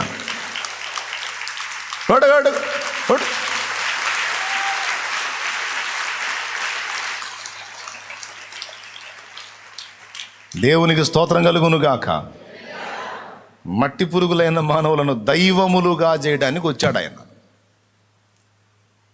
చాలా జీవితాలు మనం చూస్తే భయంకరమైన జీవితాలు ఎన్నెన్నో మారిపోయినాయి. వాళ్ళ పాటలు, భక్తులు రాసిన పాటలు, వాళ్ళ జీవిత సాక్ష్యాలు. నా మట్టుకు నేనండి, మీ మట్టుకు మీరు, మనందరం గతకాలపు బతుకుల్లోనే ఉంటే సమాజం ఎంత చెడిపోయి ఉండేది. ఇప్పుడు ఇక్కడ కూర్చున్న వాళ్ళలో రౌడీ షీటర్లు ఉన్నారు. ప్రస్తుత రౌడీ షీటర్లు కాదు, మాజీ రౌడీ షీటర్లు ఉన్నారు. భయంకర జీవితాలు జీవించిన వాళ్ళు ఉన్నారు. వీళ్ళందరూ యేసు ప్రభు సువార్త విని మారు మనసు పొంది రక్షణలోకి వచ్చారు. అరే, జీవితాలను మార్చడానికి, సువార్త ప్రకటించడానికి, సమాజాన్ని క్షేమంగా కాపాడటానికి అజ్ఞానంలో, అంధకారంలో ఉండి చీకటి వ్యసనాల్లో బానిసలు అయిపోయి ఎదుగుదల లేక శాపాన్ని అనుభవిస్తున్న ప్రజలకి దేవుని వెలుగును తీసుకొని వెళుతున్నటువంటి వాళ్ళని పట్టుకొని ఈ మతోన్మాదులు కూర్చోబెట్టి, వాళ్ళకి లేదండి, వీళ్ళు ఎక్కడికి వెళ్ళి ప్రకటిస్తున్నారో, దోర్నాల దగ్గర, చెంచులగూడెంలో, వాళ్ళు అదే కమ్యూనిటీకి చెందిన వాళ్ళు, సేవకులు, వాళ్ళ ఇంటి పేరటోళ్ళు వాళ్ళు ఉంటే వాళ్ళు చెప్పుకోవడానికి వెళ్ళారు. కొన్ని బలహీనతలు ఉన్నాయి పాపం వాళ్ళకి. నేను కూడా వెళ్ళి తిరిగి వచ్చాను. ఆ ప్రజలు, గిరిజనులు, సరైన నాగరికత లేక, సరైన ఆహారపు వసతి లేక, జీవన విధానం సరైనటువంటి గ్రహింపు లేక, వెనకబడిన స్థితిలో, కృంగిన స్థితిలో ఉన్న వాళ్ళు దేవుని సువార్త వెలుగు వాళ్ళకు అందించి, వాళ్ళ జీవితాలను వెలుగులోనికి తీసుకొచ్చి, బలహీనతల్లో నుంచి వాళ్ళను బయటికి తీసుకొచ్చి ఒక క్రొత్త జీవితంలోకి వాళ్ళని తీసుకొని రావడానికి వాళ్ళ బంధువులను రక్షించుకునే బాధ్యత వాళ్ళకు ఉంది. వాళ్ళు వెళ్ళి ప్రకటిస్తే వీడికి వచ్చిన నొప్పింది. ఊళ్ళో మ్యారేజ్కి డాగ్స్ హడావుడని, ఏమండి, ఊళ్ళో మ్యారేజ్కి డాగ్స్ హడావుడి గోలగోలు చేస్తుంటేవి. ఏం చేశారు వాళ్ళు? వెళ్ళి వాళ్ళని కూర్చోబెట్టి, వాళ్ళని తిట్టి, బైబిల్ని జించి నేలకేసి కొట్టి, గందరగోళం చేసి వాళ్ళని కూర్చోబెట్టి, వాళ్ళని భయభ్రాంతులకు గురి చేసి గందరగోళం చేశారు వాళ్ళని. అంటే యేసు ప్రభు సువార్త వాళ్ళకి అంది, వాళ్ళ జీవితాలు బాగుపడి వాళ్ళు మంచి మార్గంలోకి వస్తే అది చూసి ఓర్చుకోలేకపోతున్నారు వీళ్ళు మతోన్మాదులు.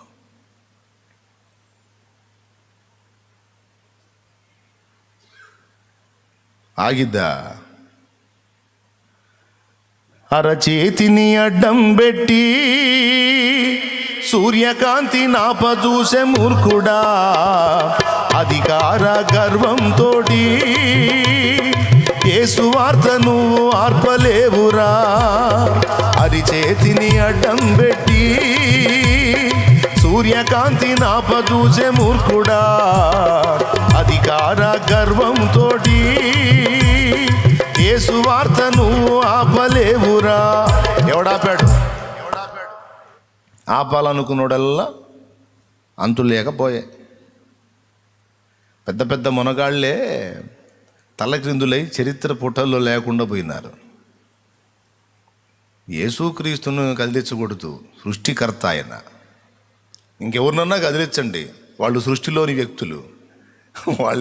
వాళ్ళు ఉంటే కదా, వాళ్ళు ఒకవేళ ఉన్నా ఏం చేయరు. కానీ యేసు ప్రభు భూమి ఆకాశములను నిర్మించినవాడు. పొడిసిటిలోన జలములను కొలిచిన వాడితడు, పర్వతములను త్రాసులో తూచిన వాడితడు. పొడిసిటిలోన జలములను కొలిచిన వాడితడు, పర్వతములను త్రాసులో తూచిన వాడితడు. శూన్యములోన జ్యోతులను నిలిపిన వాడితడు, శూన్యములోన జ్యోతులను నిలిపిన వాడితడు. కొల పాత్రలోన భూమిని ఒలిచి పోసిన వాడితడు, కొల పాత్రలోన భూమిని ఒలిచి పోసిన వాడితడు. జగతి పునాదులు పడక ముందే, భూమి ఆకాశం చేయబడక ముందే ఉన్న దేవుడు ఆది సంభూతుడు, ఉన్న దేవుడు ఆది సంభూతుడు. జగతి పునాదులు పడక ముందే. దేవునికి మహిమ. గడ్డలు తగ్గినాయని, నొప్పులు తగ్గినాయని, అప్పులు తీరినాయని, లోన్ వచ్చిందని, అమ్మాయికి ఉద్యోగం వచ్చింది, అబ్బాయికి పెళ్ళి అయిందని వీటితో కాదు యేసు ప్రభువుని నమ్ముకుంది. ఎడా సత్యమాయనే అని తెలుసుకొని,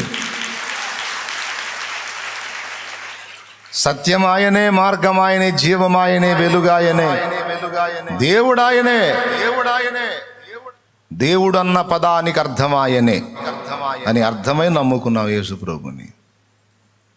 ఇలా కాకుండా ఈ బేస్ లేకుండా, ఈ పునాది లేకుండా, ఈ నొప్పులు బ్యాచ్, అప్పులు బ్యాచ్, పైన ఉన్న సమస్యలు తీరిపోతాయని వచ్చి ఆ బేస్ మీద ఉంటారు చూడు, వాళ్ళ విశ్వాసం నిలుపుకోలేరు. నేను చెప్తున్నా, మీ అందరికీ చెప్తున్నా, తర్వాత వినేవాళ్ళకు కూడా చెప్తున్నా. నువ్వు యేసు ప్రభుని ఎందుకు నమ్ముకున్నావంటే అప్పులు తీరుతాయని, అబ్బాయికి ఉద్యోగం వచ్చిద్దని, అమ్మాయికి పెళ్ళి కావట్లా, పెళ్ళి అయిద్దని, ఇట్లాంటి ముచ్చట చెప్పేవాళ్ళు ఉండరు విశ్వాసంలో. నిన్ను అడిగితే నీ నోటి నుంచి రావాల్సిన సమాధానం ఏంటో తెలుసా? యేసు ప్రభుని ఎందుకు నమ్ముకున్నావు నువ్వు అంటే, ఆయనే నిజమైన దేవుడు గనుక. యేసు ప్రభుని ఎందుకు నమ్ముకున్నావు నువ్వు అంటే, ఆయన ఏ పాపము లేని పరిశుద్ధుడు గనుక. యేసు ప్రభుని ఎందుకు నమ్ముకున్నావు అంటే, ఆయన నాకు అద్భుతమైన మార్గదర్శి గనుక. యేసు ప్రభుని ఎందుకు నమ్ముకున్నావు అంటే, ఆయనే నా పాపముల విమోచనార్థమై తన ప్రాణం పెట్టి తిరిగి లేచిన దేవుడు గనుక. యేసు ప్రభుని ఎందుకు నమ్ముకున్నావంటే, నిత్య నరకాగ్ని నుండి నన్ను నిత్య జీవంలో చేర్చడానికి వచ్చిన ఏకైక దేవుడు గనుక. ఒరిగింది యేసు ప్రభుని నమ్ముకుంటే నీకంటే? ఒరగాల్సింది ఎప్పుడో ఒరిగింది, ఇంకేం ఒరగాలి? నీకు అప్పులు తీరలేదు కదా, నీకు సమస్యలు పోలేదు కదా అంటే, ఇంకా ఇన్ని అప్పులైనా నాకేం బాధ లేదు, ఇంకా ఇన్ని సమస్యలైనా ఐ డోంట్ కేర్. ఎందుకంటే ఈ అప్పులు, తిప్పులు, సమస్యలు, బాధలు, ఇబ్బందులన్నీ నన్ను దేవునికి ఇంకా దగ్గర చేస్తున్నాయి. నాకు లేని బాధ నీకెందుకురా? కందకు లేని దురద దేనికంట? మరి దేవునికి స్తోత్రం. నాకు లేని సరే వదిలేయమంటున్నావు యేసు ప్రభుని, మరి అంతకంటే నీతిమంతుడు ఎవడున్నాడో చూపించొస్తా అని అడగాలి. సరైన పునాది పడినోడు అడుగుతాడు అట్లా. సరే యేసు ప్రభుని వదిలేయమన్నావు, మరి యేసు ప్రభుని వదిలేస్తే అంత నీతిమంతుడు ఎవడో చూపించు నాకు, అంత పరిశుద్ధుడు ఎవరో చూపించు, అంత ప్రేమ గలవాడు ఎవరో చూపించు, అంత త్యాగధనుడు ఎవరో చూపించు, అంత కొలతలు కలిగి చెప్పిన మాటను అనుసరించి బ్రతికిన వాడెవరో చూపించు. ఆయనలాగా పాపం లేని వాడెవడో చూపించు. ఆయనలాగా నా పాపాల కోసం ప్రాణం పెట్టిన వాడెవడో చూపించు. ఆయనలాగా నాకు అందుబాటులో ఉండి నన్ను ఆదరించి ఓదార్చి ధైర్యపరిచి పాపైన మనుషుడైన నన్ను దైవము అన్న మెట్టులోకి చెక్కగలిగిన సమర్థుడు ఎవడో చూపించు. ఉన్నాడా? చెప్పు, ఉంటే వస్తా.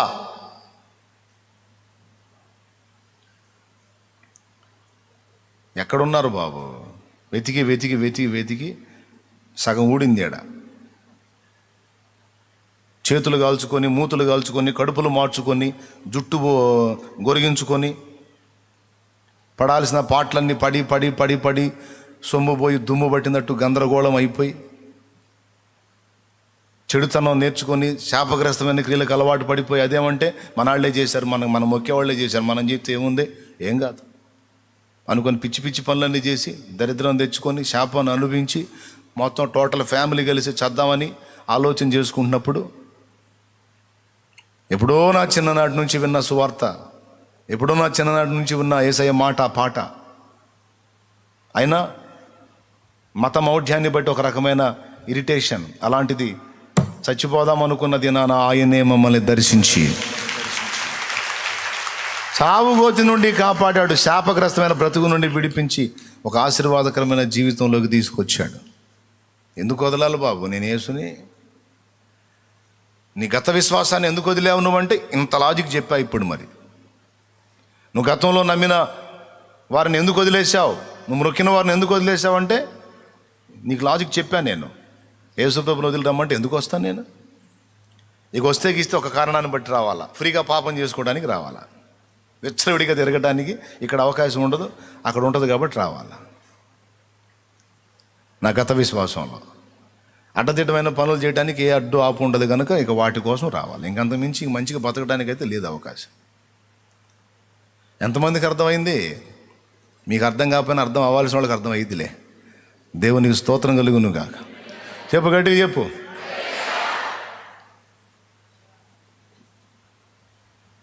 ఎన్ని రకాల ఇబ్బందులు పెట్టినా, ఎంత టార్చర్ చేసినా, ఎంత దూషించినా, ద్వేషించినా వెనక్కి తగ్గేదే లేదు. 1000 తరాల వరకు కరుణిస్తాడన్న మాట కనపడలా నీకు? 3-4 తరాలు తండ్రుల దోషం పిల్లల మీదకి రప్పిస్తాను అన్నాడా? 1000 తరాల వరకు కరుణిస్తానన్నాడుగా, అది కనపడలా? 70-80 ఏళ్ల జీవితాన్ని నరకానికి నెడతాను అన్నాడే, నిత్య జీవం ఇస్తాడు అన్నది కనపడలా? అది కూడా ఈ 70-80 ఏళ్ల జీవితానికేగా. అట్లా రంధ్రాన్వేషణ బైబిల్లో నుంచి అంతా పాపం చేశారు మనుషులంతా. ఆ లోచెట్ట చేశాడు. మరి మనం మొక్కినోళ్ళు ఇంకా పెద్ద పెద్ద చేశారు. మొక్కినోళ్ళు కాదు, మొక్కించుకున్నోళ్ళు చేశారు. మరి ఆ సంగతి ఏంది? తప్పు. మనం ఎత్తుకోకూడదు. దాచిపెట్టుకొని, కప్పెట్టుకొని, మూసిపెట్టుకొని, ఓడికి తెలియకుండా దాచిపెట్టాలి. పుస్తకాలు కూడా స్మాష్ చేయాలా, మార్చి మార్చి రాసేయాలా.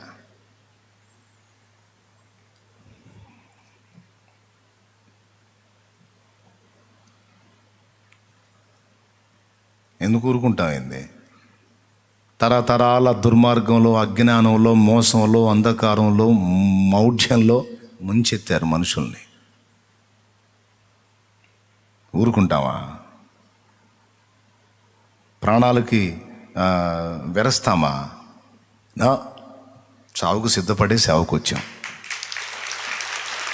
సచ్చినా బతికినా సత్యమే చెబుతాం. Praise the lord. సచ్చినా బతికినా సత్యమే, సత్యమే. పైనున్న ఆకాశమందున, క్రిందున్న భూలోకమందున, పైనున్న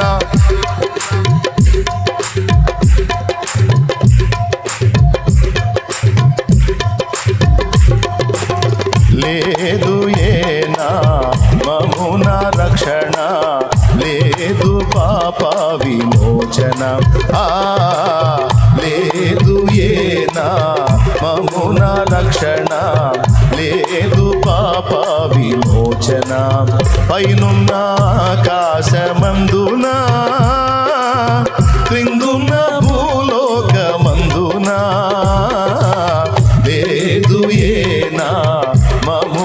రక్షణ, యేసునందే విమోచన.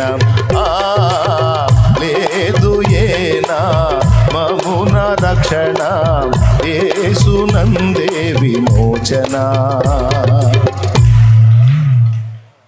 ఇదే మా ప్రకటన. యేసును వదిలి వెళ్ళిపోయాడు అంటే ఇక అంతే. నేనైతే ఇంతకంటే బెటర్ మార్గం దొరికిందని పోయాడని ఒకడిని అనుకోను. దురాలోచనలు మనసులో ఉన్నాయి, నెరవేర్చుకోవడానికి వెళ్ళి ఉంటాడు. ఇక అంతకుమించి ఏంలే.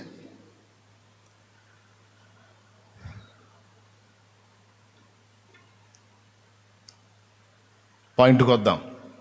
నేను రోషము గల దేవుడను అన్న మాట కదా మీ మీద, మీరు దాని మీద మనసు పెట్టమని చెప్పింది ఫస్ట్. ఎస్, ఆయన రోషము గల దేవుడు. అన్నీ చూస్తా ఊరుకోడు, తీర్చే తీర్పు తీరుస్తానే ఉంటాడు. ఎవరికి చేసే న్యాయం వాడికి చేస్తానే ఉంటాడు. వాడికి అర్థం కాదు. కాకపోతే నేను చేసిన నాకు జుట్టుకుంటూనే వస్తుంది, నా మీదకి వస్తుంది అనేది అర్థం కాదు. సరే, రోషము గల దేవుడును అని తన్ను గూర్చి తాను ప్రకటించాడు. అబ్రహాముకి దేవుని స్నేహితుడని పేరు. దేవుడు సహవాసము చేయడానికి కొంతమంది మనుషులను దేవుడు ప్రత్యేకంగా మనకు చూపించాడు. తాను చేసినటువంటి స్నేహం చేసినటువంటి వ్యక్తుల్ని, వాళ్ళల్లో హనోకు, మోషే, అబ్రహాము, నోవహు మొదలైన వ్యక్తులు మనకి పాత నిబంధనలో, నూతన నిబంధనలో భక్తులందరూ. ఈ భక్తులతో దేవుడు స్నేహం చేశాడు, సహవాసం చేశాడు. ఇప్పుడు కయానికైనా వియ్యానికైనా సమవుజ్జి కావాలంటారు. సహవాసానికి కూడా కాస్త సమానమైనటువంటి మెట్టు. మనం చిన్నోళ్ళతో కూడా సహవాసం చేస్తాము, పిల్లలతో కూడా ఫ్రెండ్షిప్ చేస్తాము. కాకపోతే మనకు బాగా తృప్తి కలిగేది మనతో ఈక్వల్ స్థాయి ఉన్నటువంటి వ్యక్తి కలిసినప్పుడు. ఎంతమంది ఒప్పుకుంటారు ఈ మాట? చిన్నోళ్ళతో పెద్దోళ్ళతో స్నేహం చేస్తాం, అది వేరే సంగతి. కానీ మనం 100% ఫ్రీగా ఉండాలంటే, సంతృప్తికరమైన సహవాసం సాగాలి అంటే మన వంటి వ్యక్తి అయితేనే, మన భారం, మన స్థితిగతులు, మన పరిస్థితులు, అవతల వ్యక్తి కూడా దాదాపు ఆ మెట్టులో ఉంటే అప్పుడు మన సంభాషణ రుచిగా ఉంటుంది, మన వ్యవహారం అద్భుతంగా ఉంటుంది. దేవుడు కొంతమందిని తన స్నేహితులుగా పిలిచాడు. వారిలో అబ్రహామును ప్రత్యేకంగా లేఖనాల్లో ఎత్తి చెప్పాడు. యాకోబు రాసిన పత్రిక మీరు కానీ చూడగలిగితే, అబ్బా, పరిశుద్ధాత్మ దేవుని యొక్క నడిపింపు చూడండి. దేవునికి స్తోత్రం కలుగును గాక. యాకోబు రాసిన పత్రిక 2వ అధ్యాయము 23వ వచనం చూడు. కాబట్టి అబ్రహాము దేవుని నమ్మెను, అది అతనికి నీతిగా ఎంచబడెను. అబ్రహాము దేవుని నమ్మెను, అది అతనికి నీతిగా ఎంచబడెను అను లేఖనము నెరవేర్చబడెను. మరియు దేవుని స్నేహితుడని అతనికి పేరు కలిగెను. అద్దుగో, ఆ మాట అండర్లైన్ చేసుకో, గుర్తుంటది. దేవుని స్నేహితుడని అతనికి పేరు కలిగెను. దేవునికే స్నేహితుడు, విశ్వ నిర్మాణకునికే, ఈ సృష్టి మొత్తాన్ని నిర్మించినటువంటి ఆ సర్వాధికారికే ఫ్రెండ్ అట అబ్రహాము. అబ్రహామును గురించి చాలా ఘనమైన మాటలు దేవుడు మాట్లాడాడు. నేనంటాను, దేవునికి స్నేహితుడు అన్న మాట కంటే ఇంకేం కావాలి? నా సేవకుడైన అబ్రహాము సంతానమా, నా స్నేహితుని సంతానమా అని అబ్రహాము సంతతిని పిలిచాడు. ఇంతకీ దేవుడు అబ్రహాముతో స్నేహం చేయడానికి ఇష్టపడ్డాడు. ముందే చెప్పాను, కయ్యానికి వియ్యానికి సహవాసానికి కూడా సమవుజ్జి ఉంటే సూపర్ ఉంటుంది. దేవునికి స్తోత్రం, గట్టిగా చెప్పండి. కయ్యానికి వియ్యానికి స్నేహానికి కూడా. ఉదాహరణకి 10 ఎకరాల పొలం వేసే రైతుకి 1 ఎకరం రైతు ఇద్దరి ఫ్రెండ్షిప్కి సెట్ కాదు. 1 ఎకరం పంట వేసినోడు చాలా ఫ్రీగా ఉంటాడు, చాలా హ్యాపీగా ఉంటాడు. 10 ఎకరాల పంట వేసినోడు కొంచెం ప్రెజర్ అవుతాడు. వీని బాధలు, వీని పరిస్థితులు, స్థితిగతులు గ్రహించాలంటే 1 ఎకరం వేసినోడికి అర్థం కాదు. ఇంకో మాట చెప్పాలంటే 50 కిలోల బరువు మోసేవాడి యొక్క స్థితిగతులు కిలో బరువు మోసేవాడికి అర్థం కాదు. వాడిని కరెక్ట్గా అర్థం చేసుకోవాలంటే 50 కిలోల బరువు అని అర్థం చేసుకోవాలంటే కనీసం 40 కిలోల బరువు మోసిన అనుభవం ఉన్నవాడైతే దానివల్ల ఇంత బరువు ఉంటుంది, ఇంత బాధ ఉంటుంది అన్నది అర్థమైంది. 10 ఎకరాల పొలం వేసిన వాడితో ఫ్రెండ్షిప్ కనీసం 8 ఎకరాల పొలం వేసిన వాడి కన్నా కొంత ఆ బాధ తెలుస్తుంది. కాబట్టి ఖచ్చితంగా ఏమి ఇష్టపడతాం, ఏం వెతుక్కుంటాం అంటే మన బాధను ఇతరులతో పంచుకోవాలంటే కనీసం ఆ అనుభవం వీళ్ళకుందా లేదా అన్నది మనం చూసుకొని అలాంటి అనుభవం కలిగిన వాళ్ళతో ఎక్కువ స్నేహానికి మనం ఇష్టపడతాం. సంఘ కాపరు ఉన్నాడు. 1000 మంది సంఘాన్ని కట్టిన ఆయన 100 మంది సంఘ కాపరితో ఫ్రెండ్షిప్ చేయడానికి కుదరదు. ఎందుకంటే 1000 మంది సంఘంతో ఈయన పడే బాధలో 100 మంది సంఘంతో ఆయన పడే బాధ తెలియదు. ఇద్దరికి ఒకళ్ళ బాధలు ఒకరికి అర్థం కావు. 1000 మంది సంఘాన్ని కట్టినటువంటి దైవజనుడు మరొక 1000 మంది సంఘాన్ని కట్టిన వాడితో స్నేహం అనుకో, ఇద్దరు దాదాపు అనుభవాలన్నీ ఒకే రకంగా ఫేస్ చేస్తూ ఉంటారు. కాబట్టి వాళ్ళ ఫ్రెండ్షిప్లో చాలా అద్భుతంగా ఉంటుంది అన్నమాట. మీకు అర్థం కావటానికి అటు ఇటు తిప్పాను. ఎంతమందికి అర్థమైంది అంటే ఒక పాయింట్ ఉంది క్లియర్గా మీ మైండ్లో పంపించడానికి, హృదయంలో పంపించడానికి. ఇప్పుడు అబ్రహాముని నా స్నేహితుడు అని దేవుడు కోరుకున్నాడు. అంతేకాదు అబ్రహాము జీవితములో కొన్ని సంఘటనలను రప్పించి తండ్రి అయిన దేవునికి, కుమారుడు క్రీస్తుకి, సంఘానికి సాదృశ్యంగా అబ్రహాం లైఫ్లో కొన్ని సన్నివేశాలను రప్పించి మరీ సాక్ష్యం ఇచ్చాడు దేవుడు. ఏం సంఘటనలన్నా అని అడగండి. దైవ కుమారుడు శిలువ మీద అయ్యేటువంటి బలియాగానికి తండ్రి అయిన దేవుడు తన అద్వితీయ కుమారుని మానవుల పాప పరిహారార్థమై బలి చేయడానికి తన ఏకైక జనితైక కుమారుణ్ణి మన కొరకు ఇచ్చి వేయడానికి, బలిగా అర్పించడానికి ఇష్టపడ్డ ఘట్టం అబ్రహాం జీవితంలో కూడా మనం చూస్తాం. తన ఒక్కగానొక్కడై ఉన్న కుమారుడు తను ప్రేమించు ఇస్సాకుని దహన బలిగా అర్పించమని అబ్రహాం జీవితంలో ఆ పరిస్థితిని అనుమతించి తండ్రి అయిన దేవుడు తన కుమారుని బలిగా మన కొరకు అర్పించేటువంటి ఆ సంభవానికి ముంగురుతు అక్కడ చూపించాడు. స్తోత్రం చెబుతారా? ఆ కుమారుని యొక్క వివాహ విషయంలో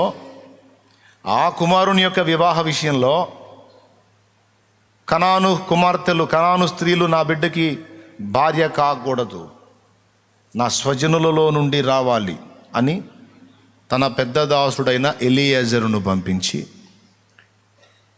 రెబెకాను తీసుకొచ్చిన ఘట్టంలో ఇస్సాకు క్రీస్తుకు సాదృశ్యంగాను, ఎలియాజరు పరిశుద్ధాత్మకు సాదృశ్యంగాను,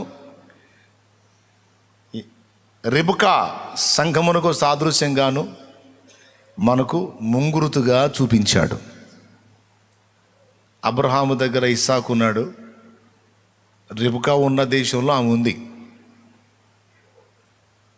అబ్రహాము తన పెద్ద దాసుడైన ఎలియాజరును రెబెకా కోసం పంపిస్తాడు.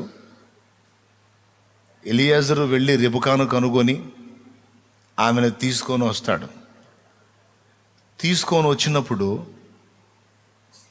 డైరెక్ట్గా రెబెకాను ఇంటికి తీసుకెళ్ళడు. ఇస్సాకేమో ఇంటికాడ నుండి పొలములో ధ్యానింప వెళతాడు. ఇస్సాకు పొలములో ఉంటాడు. రెబెకానేమో తన తండ్రి ఇంటి నుండి ఇస్సాకున్న దగ్గరకు వస్తుంది. ఇస్సాకేమో తన తండ్రి ఇల్లు విడిచి పొలములోనికి వస్తాడు. ఇద్దరూ అక్కడ కలుసుకొని తండ్రి ఇంటికి వెళతారు. భూమి మీద నుండి సంఘం ఎత్తబడుతుంది. పరలోకము నుండి ప్రభువు మధ్యాకాశానికి దిగొస్తాడు. ఓకే, డైరెక్ట్గా మనం పరలోకం వెళ్ళాం. ప్రభు మధ్యాకాశానికి దిగొస్తాడు, ఆకాశ మండలం మీద వస్తాడు. తెస్సలోనిక పత్రిక 4వ అధ్యాయము 14-15 వచనాలు చదివితే ఉంటుంది చూడండి. ప్రభువుని ఎదుర్కొనుటకు మనం ఆకాశ మండలమునకు మేఘముల మీద కొనిపోబడుదుము. చదువు. ఇక మీదట సజీవులమై నిలిచియుండు మనము వారితో కూడా ఏకముగా ప్రభువును ఎదుర్కొనుటకు ఆకాశ మండలమునకు మేఘముల మీద కొనిపోబడదము. ఓకేనా? ఉందా? పరలోకమునకన్నాడా, ఆకాశ మండలమునకన్నాడా? ఆకాశ మండలమునకు అంటే ఇక్కడ నుండి సంఘము లెగుస్తుంది, ఆకాశ మండలానికి చేరుతుంది. తండ్రి అయిన దేవుని కుడిపార్శ్వము నుండి ప్రభు వచ్చేసి ఆకాశ మండలానికి వస్తాడు. ఇస్సాకు తండ్రి ఇంటి నుండి పొలములోనికి వచ్చాడు. రెబెకా తన తండ్రి ఇంటి నుండి ఇస్సాకున్న దగ్గరకు వచ్చింది. తెచ్చిన వాడెవరు? ఎలియాజరు. మనల్ని తీసుకెళ్ళి ప్రభువుకి అప్పగించు వాడెవరు? పరిశుద్ధాత్మ దేవుడు. ఇలాగ వాళ్ళ జీవితంలోని కొన్ని సంభవాలు పక్కాగా తన అద్వితీయ కుమారుని గూర్చి, సంఘమును గూర్చి, తండ్రి అయిన దేవుని త్యాగాన్ని గూర్చి మనకు అర్థమయ్యేటట్టు దృష్టాంతములుగా, ముంగురుతులుగా అబ్రహాము జీవితంలో సైతం అనుమతించాడు దేవుడు. దీన్ని బట్టి అబ్రహాము యొక్క జీవితాన్ని దేవుడు ఎంత జోక్యం చేసుకున్నాడో మీరు గుర్తుపట్టచ్చు. ఇప్పుడు మళ్ళీ మొదటికి వద్దాం. దేవుని స్నేహితుడు అని అబ్రహాముకి టైటిల్ ఇచ్చాడు కదా. మరి ఇప్పుడు దేవుడు ఆయనతో స్నేహం చేయడానికి కనీసం కొన్ని కొలతలు చూసి ఉంటాడా, ఉండడా? కనీసం కొంతైనా అంటే ఖచ్చితంగా చూసుకుంటాడు. అబ్రహాముతో స్నేహం చేసినట్టే నీతో కూడా చేయడానికి ఇష్టపడతాడు దేవుడు. కానీ దేవునితో స్నేహం చేయడానికి కావలసినటువంటి ఆత్మీయ కొలతలు మనలో అబ్రహాములో ఉన్నట్టు ఉండాలి. అబ్రహాము సాధన చేసినట్టు మనం కూడా చేయాల్సిందే. అబ్రహాం సాధన చేయటం ఏందన్నయ్య? అవును, చేశాడు. ఒకప్పుడు అసలు అబ్రహాంకి నిజమైన దేవుడే తెలియదు. దాదాపు 75 ఏళ్ల ప్రాయంలో తెలుసుకున్నాడు దేవుణ్ణి. అంటే అప్పటిదాకా ఆయన వ్యర్థమైన వాటిలోనే ఉన్నాడు. 75 ఏళ్ల ప్రాయంలో అబ్రహాము నిజదేవుడిని తెలుసుకొని ఆయన పిలుపు అందుకొని ఆయన మార్గంలోకి వెళ్ళాడు. దేవునికి స్తోత్రం. గట్టిగా చెప్పండి. ఆయన మార్గంలో నడుచుకున్నాడు. అంటే మధ్యలో మనం తెలుసుకున్నట్టే తెలుసుకున్నాడు ఆయన. తెలుసుకున్న దగ్గర నుండి ఆయనకు ఇష్టడుగా ఉండున్నట్లు నడుచుకోవడానికి తన్ను తాను సిద్ధపరచుకున్నాడు. జాగ్రత్తగా వినండి. ఇక మొట్టమొదటిది, అబ్రహాము దేవునికి బాగా నచ్చడానికి, ఇష్టం అవడానికి కారణం విశ్వాసము. అబ్రహాములో మనం పరిణతి చెందిన విశ్వాసాన్ని గుర్తించగలం. అద్భుతమైన విశ్వాసాన్ని గుర్తించగలం. హెబ్రీ పత్రిక 11లో విశ్వాసుల జాబితాను గురించి రాస్తున్నప్పుడు అందులో అబ్రహాము, శారా ఇద్దరిని ప్రస్తావిస్తాడు.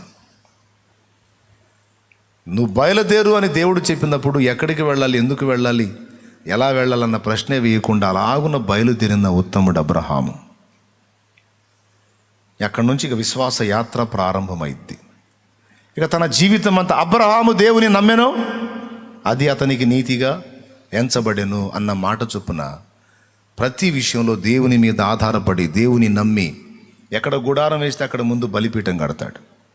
ఫస్ట్ దేవుని స్థానం, తర్వాత తన స్థానం అని తన జీవితం అంతట్లో దేవునికి ప్రథమ స్థానం ఇచ్చి పెద్ద పీట వేసి దేవునితో నడిచినటువంటి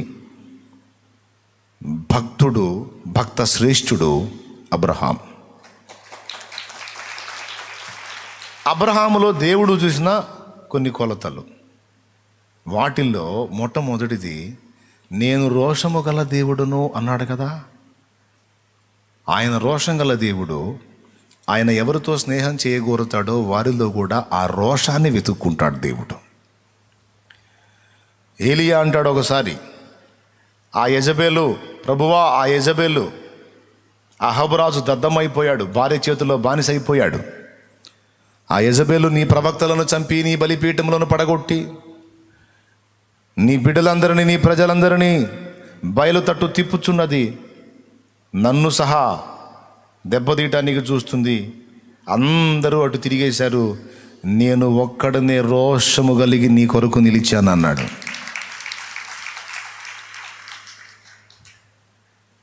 ఏడిసేవలే నోరుమి, రోషమా ఏమన్నా అనలా దేవుడు. నిజమే. అందుకే ఏలియా నువ్వు అంటే నాకు ఇష్టం. రోషం గలవాడివి, రాజీ పడవు. అయితే ఎక్కువ ఫీల్ అవ్వాకు. నీలాంటి రోషం కలిగిన వాళ్ళని బయలుకు మొక్కకయు వాడిని ముద్దు పెట్టుకొనకయు నున్న 7,000 మంది ఇంకా నాకున్నారు నీతో పాటు అన్నాడు. దేవునికి మహిమ. తను ఎవరితో స్నేహము చేయగోరతాడో దేవుడు వానిలో ఈ కొలతలు రావాలని దేవుడు ఎదురు చూస్తాడు. వాటిలో మొట్టమొదటిది రోషం. సత్య విషయమైన రోషం, దేవుని విషయమైన రోషం, పరిశుద్ధత విషయమైన రోషం, శత్రువుని ఎదుర్కోవడానికి కావలసినటువంటి రోషం. పెన్నుంటే రాసుకో, దన్. ఇంకా నీకు కొన్ని తలంపులు దేవుడు ఇస్తాడు, అవి కూడా నోట్ చేసుకో. రోషం కావాలి. స్తోత్రం చెప్తారా అందరూ? అబ్రహాము దగ్గర అది కనపడిద్ది మనకి. రోషం కలిగి ఉంటాడు, రాజీ పడడు. ఎక్కడ చూపిస్తారో మీరు? అబ్రహాం లైఫ్ మొత్తం మీరు చూడండి. కక్కుర్తి పడ్డట్టు కానీ, ప్రలోభించినట్టు కానీ, హడావిడి చేసినట్టు కానీ ఎక్కడ కూడా కింది స్థాయిలో కనపడ్డావు. తన సమస్త ప్రవర్తనలో రోషముగా ప్రవర్తించిన వాడు అబ్రహాము. దేవునికి స్తోత్రం. దేవుని విషయంలో మొట్టమొదట రోషం గలవాడు ఆయన. ఎక్కడున్నా, ఏ ప్రాంతంలో ఉన్నా, తనున్న ప్రాంతం నుండి కనానుకు పోయాడు, ఐగుప్తుకు పోయాడు, మళ్ళా కనానుకు వచ్చాడు. ఎన్ని ప్రాంతాలు మారినా, ఎక్కడ ఏ ప్రదేశానికి వెళ్ళినా అక్కడ ఉన్నటువంటి వాటి ఛాయ తన మీద, ఆ నీడ కూడా పడకుండా జాగ్రత్త పడ్డాడు. అంటే ఒక్కడే దేవుడు, నా దేవుడు, సైన్యములకు అధిపతి యెహోవా ఎల్ షడ్డాయ్, సర్వశక్తి గల దేవుడు, ఆయనే నా దేవుడు. ఆయనతోనే నా సహజీవనం, ఆయనతోనే నా సహవాసం. పొర్రపాటును కూడా నేను ఏ ప్రాంతాలకు వెళ్ళినా వాటికి తల ఉంచేది లేదు, సాగిలపడేది లేదు. మన మొట్టమొదటి రోషం ఇక్కడ ఉండాలి. భార్యాభర్తల అనుబంధానికి ఎఫ్ఎస్సి పత్రికలో 5:22లో ప్రభువుని, సంఘాన్ని చూపించాడు.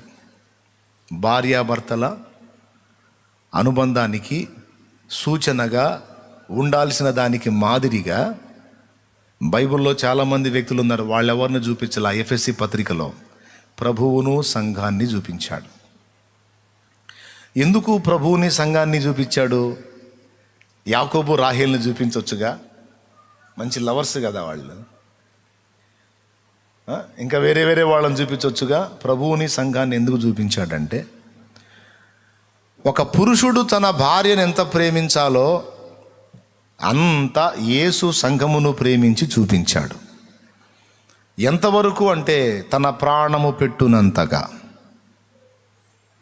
తన ప్రాణము పెట్టునంతగా ప్రభు సంఘాన్ని ప్రేమించాడు. గనుక పురుషుడా, ప్రభువు తన సంఘమును ప్రేమించి ప్రాణం ఇచ్చినట్లుగా నీవు నీ భార్యను ప్రేమించాలి అని చెప్పాడు. అలాగే స్త్రీకి ఏం చెప్పాడు? సంఘము ప్రభువునకు లోబడి ఉన్నట్లు నీవు నీ స్వపురుషునికి లోబడి ఉండు అని స్త్రీకి చెప్పాడు. స్త్రీకి మాదిరి ఇవ్వడానికి సంఘాన్ని చూపించాడు. నిజంగా స్త్రీకి సంఘం నిజంగా మాదిరేనా? సంఘం అంటే మనందరిలో ఏ ముడత, మచ్చ, కళంకం ఏది లేదా? అష్టవంకర్లు ఉన్నాయా లేవా? నోరు తెరిచి చెప్పండి. మనలో అష్టవంకర్లు ఉన్నాయా లేవా? చిన్న చిన్న లోపాలు, పొరపాట్లు, బలహీనతలు దొర్లుతున్నాయా లేవా? అమ్మా ఉన్నాయా? నోరు తెరిచి చెప్పండి నమ్మకత్త పెద్దగా. నువ్వన్నా చెప్పాయా శ్యామ్? గట్టిగా చెప్పు. ఉన్నాయి అను. అది అట్లా అనండి మీరు కూడా. రైట్. మరి ఇందాకేమో ఎడిపోయారు? ఉన్నాయి. మరి ఇన్ని వంకర్లు ఉన్న సంఘం స్త్రీలకు మాదిరి ఎట్లా అవుతుంది? అంటే ఎన్ని వంకర్లున్నా అవన్నీ ఒక ఎత్తు, ప్రభువును ప్రేమించి హత్తుకునే విషయంలో మాత్రం సంఘమునకు ఎవ్వరూ సాటిరారు. ఎందుకో చెప్తా. పతివ్రత అన్న మాటకు సంఘం 100% సూటబుల్ సంఘం. ఎందుకంటే సంఘంగా ఉన్న మనలో చిన్న చిన్న లోపాలు, పొరపాట్లు, లోటుపాట్లు కనపడుతుండొచ్చు కాక, కానీ ఒక్క విషయంలో మాత్రం ఊహలో కూడా తేడా రాదు. ఒక్క విషయంలో మాత్రం ఊహలో కూడా తేడా రాదు. ఏ విషయంలోనో తెలుసా? నా ప్రభువుగాక మరొక దానిని నేనేదన్నా మొక్కుదామా, నా ప్రాణప్రియుడైన యేసయ్య కాకుండా ఇంకొకరికి ఎవరికైనా నేను సాగిలపడదామా, ఇంకొకరు ఉన్నారు నేను మొక్కడానికి అర్హులు అన్న పాయింట్ దగ్గర మాత్రం నిద్ర గాఢ నిద్రలో కూడా అలాంటి కల వచ్చినా తట్టుకోలేడు. ఒప్పుకుంటారా? ఏంది చేతులు ఎత్తలా? నువ్వు వేరే దానికి మొక్కినట్టు నీకు కళ్ళు వస్తే హ్యాపీగా ఫీల్ అవుతావా? అన్నయ్య నాకేందని అన్నయ్య, ఇటు ప్రార్థనకు పోతున్నాను, అటు ఇంకొకటి కూడా చేస్తున్నట్టు వచ్చింది అన్నయ్య అంటావా? ఏమంటావు లేచి? ఛీ నాకేంటి ఇలాంటి ఆలోచన వచ్చిందేంటి? ఇలాంటి చెడు స్వప్నం వచ్చిందేంటి? నా ప్రభువుని కాక నేను ఇంకొకరిని తలంచలేదు. ఛీ నాకేంటి? దుస్వప్నం వచ్చింది, చెడ్డ కళ వచ్చింది. ఊహలో కూడా మన కళ్ళ ముందు మళ్ళీ ఎంతోమంది ఎన్నో హడావుళ్ళు చేస్తుంటారు, తలంపుల్లో కూడా రాదు. అది సంఘం అంటే.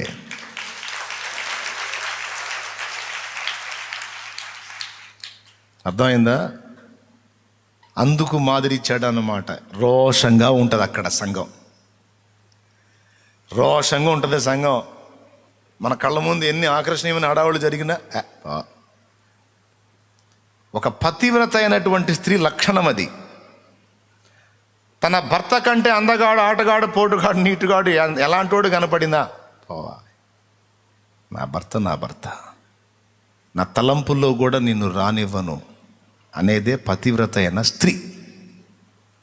స్త్రీలలో ఎందరు అలాగుందరో నాకైతే తెలియదు, ఎందుకంటే వారి హృదయంలో నేను ఎరుగను కదా, అది నాకు తెలియదు. కానీ సంఘము అనే స్త్రీ విషయంలో మాత్రం 100% అవసరమైతే సర్టిఫికేట్ రాసి ఇస్తా. నేను నిద్రలో కూడా అన్య మార్గాన్ని ఇష్టపడదు. భార్యాభర్త ప్రభువుకి మనకి సహజీవనంలో కొన్ని లోటుపాట్లు ఉండొచ్చు, అది వేరే విషయం, అది మన ఫ్యామిలీ మ్యాటరు. కొన్నిసార్లు నొప్పిస్తాం, బాధ పెడతాం, ఏదో ఒక కసుబుసలు ఆడతాం. కానీ ఆయనను గాక ఇక వేరే దేనిని కూడా మన మనసులోకి రానియకుండా ఆ ఒక్క పాయింట్లో మాత్రం 100% మహారోషం ఉంటుంది. అవునా కాదా? ఇప్పుడన్నా మీకు దండం పెడతా కాస్త హుషారుగా చేతులు ఎత్తి చెప్పండి, నిజమేనా అన్నా అని. చేతులు ఎత్తన వాళ్ళందరి మీద డౌటే నాకు. వీళ్ళ మనసులో ఇంకా వేరే వాటికి కూడా ఏమైనా ప్లేస్ ఉందా అని. చిచ్చే అన్నోళ్ళు చేతులు ఎత్తండి ఇప్పుడు. అది ఇట్లా రోష ఈ ఊపిరి పోవాల్సిందే కానీ ఇంకా వేరే దానికి సాగిలపడే ప్రసక్తి లేదా?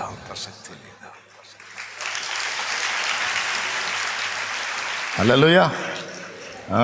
మరి ఎందుకు పోవాలి వేరు ప్రియునికి? నా ప్రాణప్రియుడు. మేలిమి బంగారు స్థలమందు నిలిపిన, మేలిమి బంగారు స్థలమందు నిలిపిన, చలువరాతిని బోలు బలమైన పాదాలు, చలువరాతిని బోలు లెబానోను పాడో.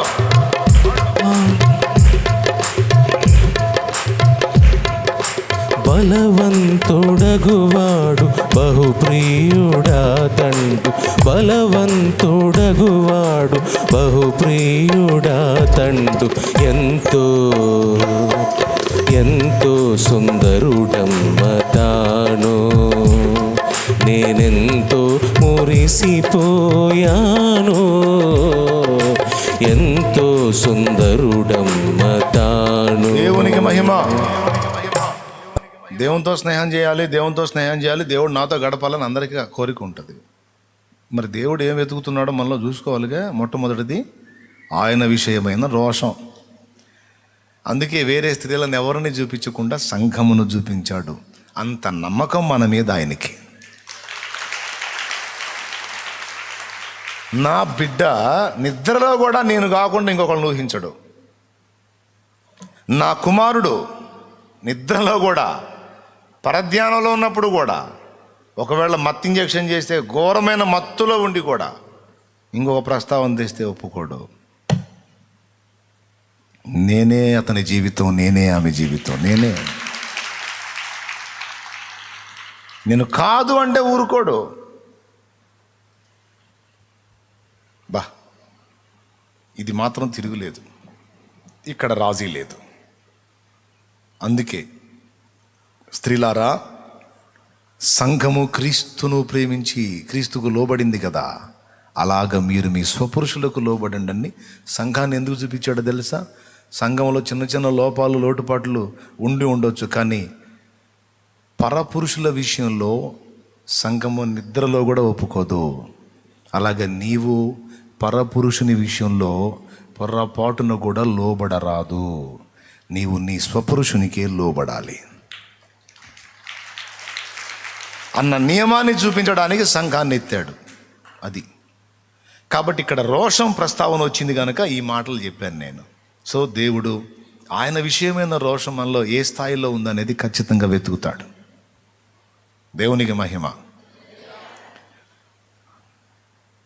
ఆయన పక్షంగా రోషం కలిగి ఏలియా వలె నిలబడటానికి, ఆయన పక్షంగా దావీదు వలె రోషం కలిగి యుద్ధం చేయటానికి.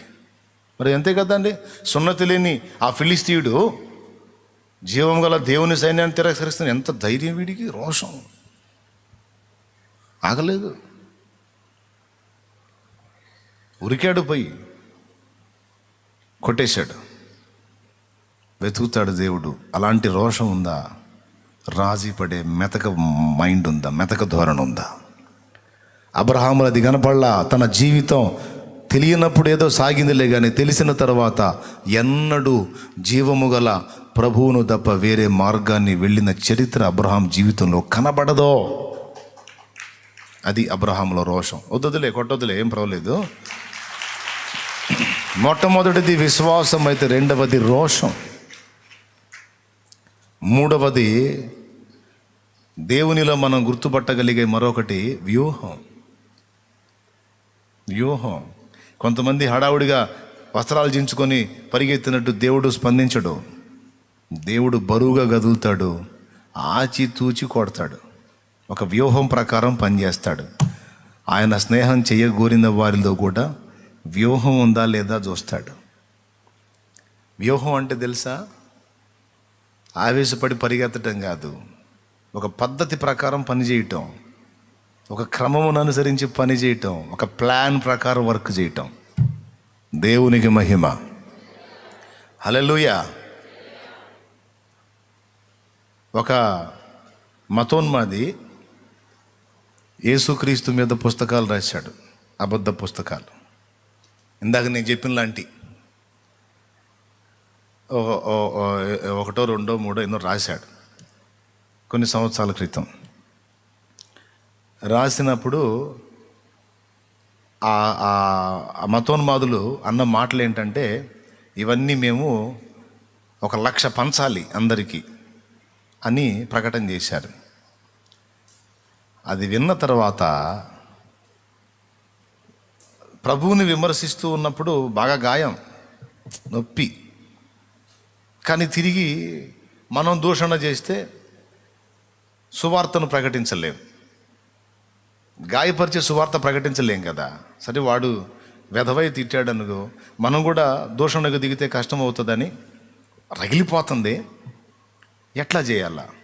ఇక వాడు అడిగిన వాటికి బదులిస్తూ మన సహోదరుల్లో కొంతమంది వాడు నమ్ముతున్న దానిలో కూడా ఉన్న వాటిని తీసి చూపించారనుకో, అది వేరే సంగతే. నా బిడ్డల్లో కూడా కొంతమంది ఆ పని చేశారు, దేవునికి స్తోత్రం. అసలు దానికి ఆరంభంలో ఫస్ట్ స్పందించింది దాదాపు ఒక 2-3 ఉంటే, వారిలో నా సంబంధి ఒకడు ఉన్నాడు. ఎందుకంటే యేసుప్రభుని తీసుకొచ్చి యేసుప్రభు లైఫ్ని తీసుకొచ్చి విమర్శించడం వారికి చేతవ్వటమా? అన్ని ఆ సాహిత్యపు చరిత్రలన్నీ నా దగ్గర ఉన్నాయి, ఎవిడెన్స్తో సహా ఇచ్చా కొంతమందికి. కానీ అది రూట్ కాదని అర్థం చేసుకున్నా. ఆ రూట్లో వెళితే సత్యం వాళ్ళకి అందించలేనని అర్థం చేసుకొని ఆ ప్రాసెస్ ఆపేశా. ఈ మాట ఎప్పుడైతే చెవును పడిందో హృదయం రగిలిపోయింది, నిద్ర పట్టలా. ఒక అబద్ధాన్ని నమ్మిన వాడు అంత పట్టుదల కలిగి తన అబద్ధాన్ని ప్రచారం చేయడానికి అంత తప్పించినప్పుడు సత్యాన్ని చేతపట్టుకున్న నేనెంత రందిగా ఉండాలి, ఎంత ప్రయాసపడాలి. నిద్ర పట్టల. నైటు తెల్లవారుజాము 3 లేచి దేవుడు నాకు బయలుపరిచినటువంటి లేఖనాలను అనుసరించి సత్య సువార్త ఏదైతే ఉందో అది మొత్తం కలిపి ఒక పుస్తకంలాగా రాయటం మొదలుపెట్టి, ఒక నైటు 3 మొదలుపెట్టి తెల్లవారి 11 సత్యదర్శన పుస్తకం మొత్తం రాసేసాను దేవుడిచ్చిన కృపతో.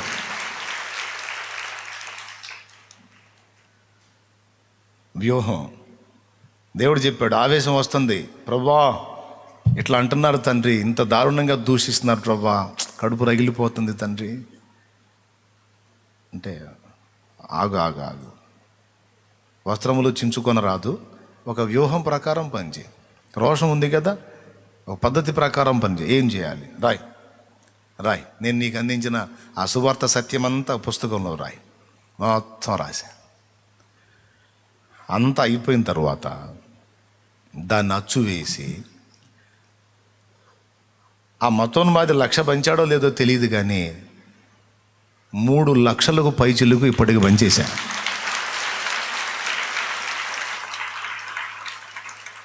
మూడు లక్షల పైన, ఇంకా పైనే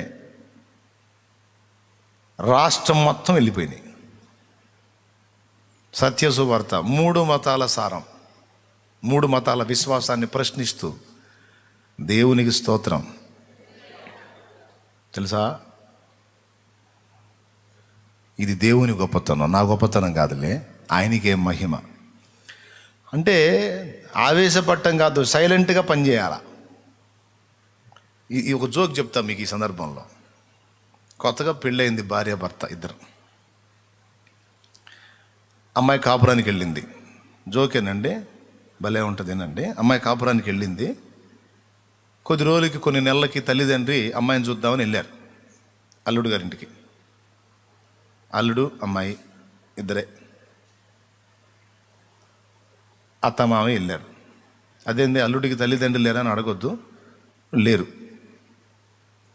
సరే వెళ్తే అత్తయ్య మామయ్య వచ్చారు అని ఏదో చికెనో ఏదో ఉంటుంది కదా తెచ్చాడు. మంచిగా అన్నీ తీసుకొచ్చి భార్యకి ఇచ్చాడు, మంచిగా పెట్టు మీ అమ్మ మీ నాన్నకి అని అంటే అన్నీ రెడీ చేసేసి తిన్నారు. మధ్యాహ్నం వేళ కూర్చొని మాట్లాడుకుంటున్నారు భార్యాభర్త. సాయంత్రం సంగతి, మరి మా అమ్మ మా నాన్న ఇక్కడే ఉంటారంట ఈరోజు. మరి వాళ్ళకి మనకుంది ఒకటే మంచం కదా, ఈ మంచం పెద్దవాళ్ళు పాపం వాళ్ళు మరి కింద వండుకున్నాడు, నొప్పులు పుడితే వాళ్ళకి ఇచ్చేసి మనం కింద వండుకుందామని భార్య చెప్పింది భర్తతో. సరేలే అనబోయాడు. ఆ మాట అనక మునిపే ఆయన ఏదో అనుకుంటే ఆలోచన ఆయనకుంటుంది, అవసరమైతే ఇంకో కొత్త మంచం కొనుక్కొద్దాంలే అని ఆయన ఏదో ఆలోచన చేసుకుంటున్నాడు. ఆయన ఏదో పరిష్కారం చెప్పిందాక ఏం ఆగాలిగా, తపనేశ్వరి ఆగలా. కొంతమంది ఉంటారులే, అంతా మాట్లాడుతూ ఉంటారు. ఏమంది, ఏం మాట్లాడు, అయినా ఆ మంచం వాళ్ళు ఇచ్చిందేగా అంది. ఆ మంచం వాళ్ళు ఇచ్చిందేగా అంటే చూసాడు. ఏంది అన్నాడు. ఏంది వాళ్ళు ఇచ్చిందేగా. వాళ్ళు ఇచ్చిందా, సరే వాళ్ళు ఇస్తే వాళ్ళు ఇచ్చిన దాని మీద వాళ్ళు పండుకుంటారులే అన్నాడు. అనుకొని లేచి వెళ్ళిపోయాడు. సాయంత్రం భోజనాలు అయ్యాయి. ఇక ఆరు బయట మంచం వేయాలి అమ్మ నాన్నకి, చల్లటి గాలి, మంచిగా హాయిగా నిద్రపోతారని. భోజనాలు అయ్యాయి, ముచ్చట్లు అయ్యాయి. అమ్మా నాన్న మరి ఇక మంచం వేస్తాను పండుకుందరు కానీ అంటే, అలాగేనమ్మా అన్నారు వాడు. ఇక పోయి ఆ మంచం మీద ఒక దుప్పటి కప్పుంటే ఆ దుప్పటి లాగింది. దుప్పటి లాగితే మంచం ఉంది. 4 అడ్డపట్టెలు, 4 కోళ్ళు తప్ప నవారు లేదు. అర్థమైందా? 4 పట్టెలు, 4 మంచం కోళ్ళు తప్ప నవారు లేదు. ఖాళీ. గుండె జారిపోయింది భార్యకి. ఏమండి అనుకుంటూ లోపల పోయింది. ఏంటమ్మా అన్నాడు. ఏంటి నవారేది మంచానికి నవారేది, ఏం చేసావు అంది. ఏం చేసేది ఉందమ్మా, నువ్వు అన్నావు కదా మంచం వాళ్ళు ఇచ్చిందే, కానీ వాళ్ళు ఇచ్చిన దాని మీద వాళ్ళు పండుకుంటారు, నా నవ్వారు ఎందుకని ఓడ తీసుకున్నాను అన్నాడు.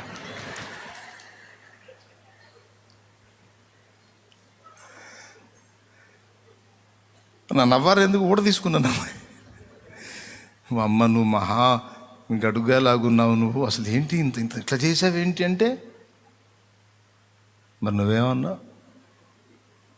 నేను మాట్లాడను, పని చేసి చూపిస్తా. అర్థమైంది, నా పరువు కాపాడు అంది. అట్లా రా దారికి. నేను బయటికి పోయి ఆ నవ్వారు తీసుకొచ్చి పక్కన పెట్టాడు కదా, తీసుకొచ్చి కవర్ చేశాడు.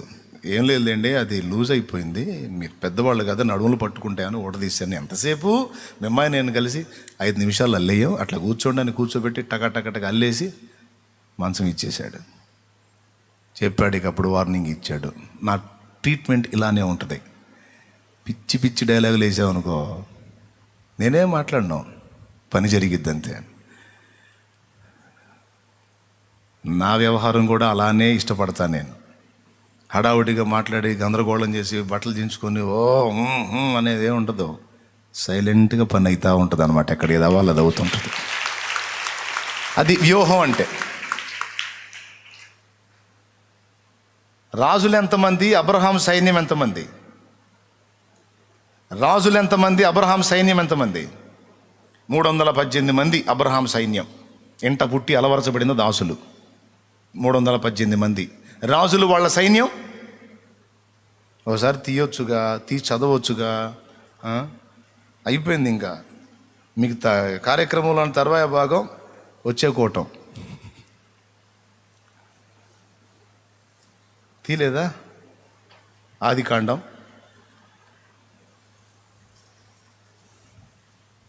నేనే తీస్తాలే, వీళ్ళకి కనపడదు, ఏం లేదు.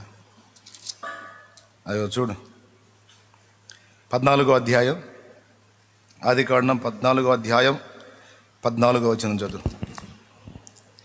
అబ్రాము చదువు. తన తమ్ముడు చెరపట్టబడినని విని తన ఇంట పుట్టి అలవరచబడిన 318 మందిని వెంట పెట్టుకుని దాను మట్టుకును ఆ రాజులను తరిమెను.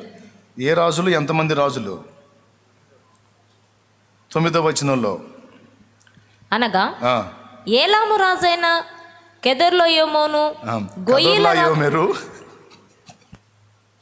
కదర్లాయోమెరు, గోయుల రాజైన తిదాలు, షినారు రాజైన అమ్రాపేలు, ఎల్లాసరు రాజైన అరియోకు అను నలుగురు రాజులు. అంటే కనీసం ఒక్కొక్కటి దగ్గర 5,000 సైన్యం వేసుకున్నా 20,000 మంది ఉంటారుగా. 20,000 మందిని 318 మందితో ఎదిరించడం ఏమిటి అంటే, ఎలా అంటే ఒక వ్యూహం ప్రకారం కొట్టాడంట వాళ్ళని అబ్రహాం. పిచ్చిగా యుద్ధం చేయడు, ప్లాన్. స్తోత్రం చెప్పో. సమస్య వచ్చినప్పుడు గందరగోళం అయిపోవటం కాదు. మొన్న ఒక ఎగ్జాంపుల్ చెప్పే కదా, 100 దరిద్రాలకు అనంత ఉపాయాలని. ఏదో ఒక ఉపాయం నీకు దేవుడు దాచిపెట్టే ఉంచుతాడు. నువ్వు జీవం గల దేవుడిని నమ్ముకున్నావు, ఏదో ఒక రూట్లో నీకు దారి చూపిస్తాడు దేవుడు. అసలు ఏ దారి లేదని నువ్వేదో సావు బతుకు అనొద్దు అసలు. అట్లా నాకు ఏ దారి కనపట్లే, ఇక సావే అనొద్దు. ఖచ్చితంగా ఏదో ఒక దారి చూపిస్తాడు దేవుడు, పరిష్కారం ఉంటుంది. ఒక అన్యుడికే అంత నిరీక్షణ ఉన్నప్పుడు క్రీస్తు యేసునందు ఇంత జీవం గల దేవుడిని కలిగి ఉండి మనకెంత నిరీక్షణ ఉండాలి? ఆ మాట భలే ఉంటుంది. 100 దరిద్రాలకి అనంత కోటి ఉపాయాలు, 100 కోట్ల దరిద్రాలకు లెక్కలేనని ఉపాయాలంట. ఏదో ఒక ఉపాయం నీకు చెప్తాడు. ఆ ఉపాయం ఏది ఇస్తున్నాడో నువ్వు మౌనంగా కనిపెట్టి దేవుని దగ్గర పొందుకొని యుద్ధరంగంలోకి వెళ్ళాలి. 4 రాజులు కనీసం ఒక్కొక్కటి దగ్గర 5,000 కాడికి సైన్యం వేసుకున్నా 4 రాజుల దగ్గర 20,000 సైన్యం ఉంటుంది. 318 మంది ఇళ్ళు. ఈ 318 మంది ఎక్కడా? నలుగురు రాజుల సైన్యం ఎక్కడ? కానీ ఎలా వెళ్ళాడు తెలుసా? అబ్రహాము ఒక వ్యూహం ప్రకారం వాళ్ళతో ఫైట్ చేశాడు. చదువు అక్కడ 14వ వచనం నుంచి చదువు. తన ఇంట పుట్టి అలవరచబడిన 318 మండుగురిని వెంటబెట్టుకుని దాను మట్టుకు ఆ రాజులను తరిమేను. ఎలా తరిమాడు? చదువు. రాత్రి వేళ అతడును అతడి దాసులను వారికి ఎదురుగా మొనలు తీర్చి వారిని కొట్టి దమస్కునకు ఎడమ తట్టునున్న హోబా మట్టుకు తరిమిరి. అది లెక్క. ఇంతమందిని రాత్రి వేళ ఎదుర్కొన్నాడు. అది ప్లాన్. ఏ వేళ ఎదుర్కొన్నాడు? పగటి వేళ ఎందుకు వెళ్ళలేదు? దేవుడిచ్చిన ఆలోచన. పగటి వేళ వెళితే 2 నష్టాలు జరుగుతాయి. ఒకటి, ఆ విపరీతమైన సైన్యాన్ని చూసి ఈ 318 మంది వెనక్కి జారే అవకాశం ఉంటుంది. నంబర్ 1. నంబర్ 2, వీళ్ళు ఒక వ్యూహం ప్రకారం వాళ్ళని కొట్టడానికి రాత్రి వేళ అనువైన సమయం. మొనలు తీర్చి అన్నాడు. యుద్ధంలో వ్యూహాలు ఉంటాయండి, తెలుసా మీకు? చక్ర వ్యూహం అని, ధనుర్వ్యూహం అని, పద్మ వ్యూహం అని. పద్మం అంటే తెలుసా? తామర పుష్పం. పద్మ వ్యూహం అని. అట్లా రకరకాల వ్యూహాలు ఉంటాయి యుద్ధం చేసే వాళ్ళకి. ఆ వ్యూహం ప్రకారం సైన్యాన్ని పెడతారు. అందులోకి ఎంటర్ అయ్యాడంటే అవుట్ వాడు. అట్లా ప్లాన్ ఉంటుందన్నమాట. అట్లాగా ఈ నలుగురు రాజుల సైన్యాన్ని కొట్టాలంటే ఏ టైంలో పోవాలి, ఏ ప్రక్క నుంచి పోవాలి, ఎలా వెళ్ళాలి? మొనలు తీర్చి ఒక బాణం యొక్క మొన ఉంటుందే, ఒక ఈట యొక్క మొన ఉంటుందే, గుచ్చుకునే భాగం, ఆ మొనలాగా మొత్తం కలిసి ఒక లైన్ ప్రకారం ఎదుర్కొని వాళ్ళ మీద పడి వాళ్ళని కొట్టి గందరగోళం చేసి 4 రాజుల్ని కొట్టి లోతుకు సమస్తాన్ని తీసుకొచ్చి తనున్న ప్రదేశానికి చేర్చాడు. ఆ సొదొమ గొమొర్రాల సంపద మొత్తాన్ని వెనక్కి తెచ్చాడు. వ్యూహ ప్రకారం పనిచేస్తాడు ఆయన. పిచ్చిగా పనిచేయడు అబ్రాహాం. దేవుని స్నేహితుడైన వాళ్ళలో దేవుడు వెతుకుతాడు. ఆవేశాలతో బట్టలు దించుకునే టైపా, ఒక వ్యూహం ప్రకారం పనిచేసే టైపా? ఒకవేళ మన దగ్గర లేకపోతే దేవుడు నేర్పుతున్నాడు. గందరగోళం కాకండ్రా, అది కాకండ్రా, ప్లాన్ ఇస్తా, ప్లాన్ ప్రకారం ప్రయాణం చేయండి. సైతానుగాడు చూడు ఎంత వ్యూహంతో పనిచేస్తున్నాడో. మీరు కూడా ఒక వ్యూహంతో పని చేయాలి. జాగ్రత్త. నా వధువు సంఘము వ్యూహిత సైన్య సమభీకర రూపిణి. దేవునికి స్తోత్రం. వ్యూహం లేనివాడుగా నీవు నేను మనం ఉండకూడదు. ఒక వ్యూహం ఉండాలి. మొట్టమొదటిది విశ్వాసం అయితే, 2వది రోషం, 3వది వ్యూహం. మిగిలిన తర్వాత చెప్తా. కళ్ళు మూయండి, టైం లేదు అందుకని. మోకాళ్ళు వేసి కళ్ళు మూసి ప్రార్థన చేయండి.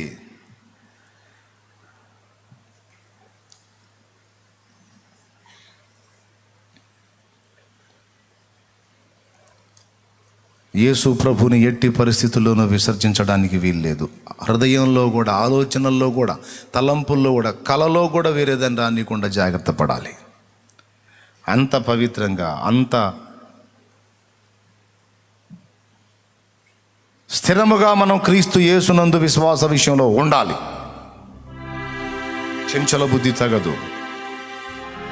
అయితే ఇటున్నాం లేకపోతే అటు జంపు కొడదామనేటువంటి తత్వం ఉండకూడదు.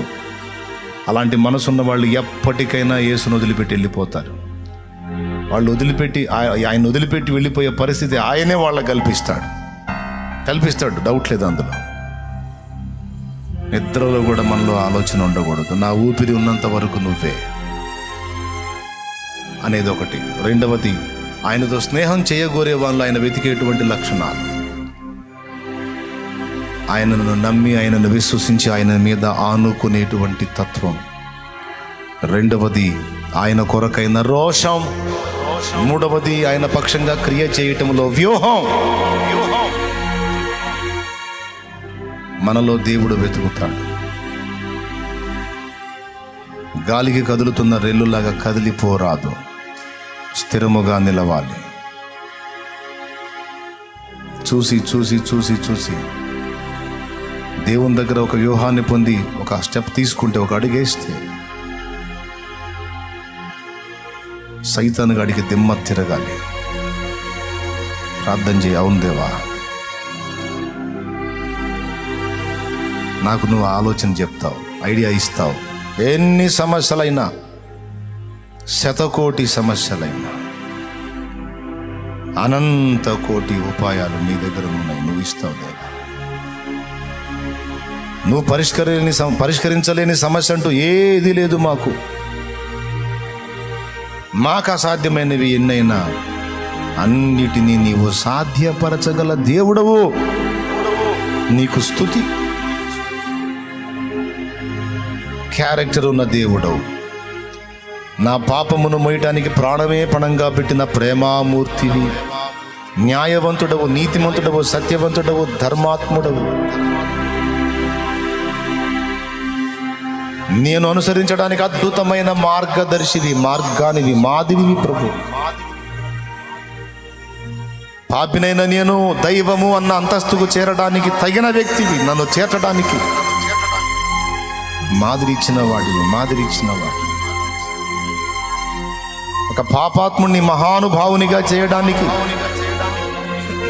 సామర్థ్యము కలిగిన వాడు, మాదిరి చూపగల దేవుడు. నీకు కృతజ్ఞతా స్తోత్రాలు. నీతో సహజీవనం చేయాలి, నీ స్నేహములో వర్తిల్లాలి. నాకు తెలియదయ్యా ఈరోజు ఫ్రెండ్షిప్ డే అని, కానీ ఈరోజు నువ్వు ఈ పాయింట్ని గుర్తు చేసి, స్నేహితుల దినమనే ఈరోజు సందర్భంగా మీరు నాతో స్నేహం చేయాలని నేను ఆశిస్తున్నాను అని తెలియజేస్తున్నావు. నాతో స్నేహం చేయగోరే నా పిల్లలారా, విశ్వాసము గలవారై ఉండండి, రోషము గలవారై ఉండండి, వ్యూహాత్మకంగా అడుగులు వేసేవారై ఉండండి. నేను నీకు ఆలోచన చెప్తానని మాట్లాడావు. Thanks lord. కృతజ్ఞతలు చెల్లించు.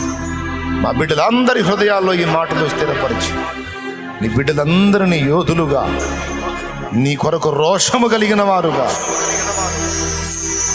తీర్చిదిద్దమని, నీ స్నేహితులుగా మమ్మల్ని అందరినీ ఆశీర్వదించమని, నీ సహచర్యంలో, సహజీవనంలో, సహవాసంలో మా జన్మ తరించేట్టు కృపద ఇచ్చేయమని, స్తుతి, మహిమ, ఘనత, ప్రభావం నీకే చెల్లిస్తూ యేసుక్రీస్తు నామములోనే ప్రార్థించి వేడుచున్నాం తండ్రి.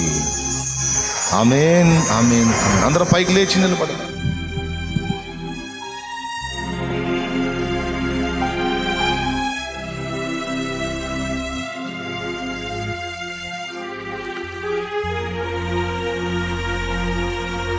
తలలు వంచి కళ్ళు మూయండి.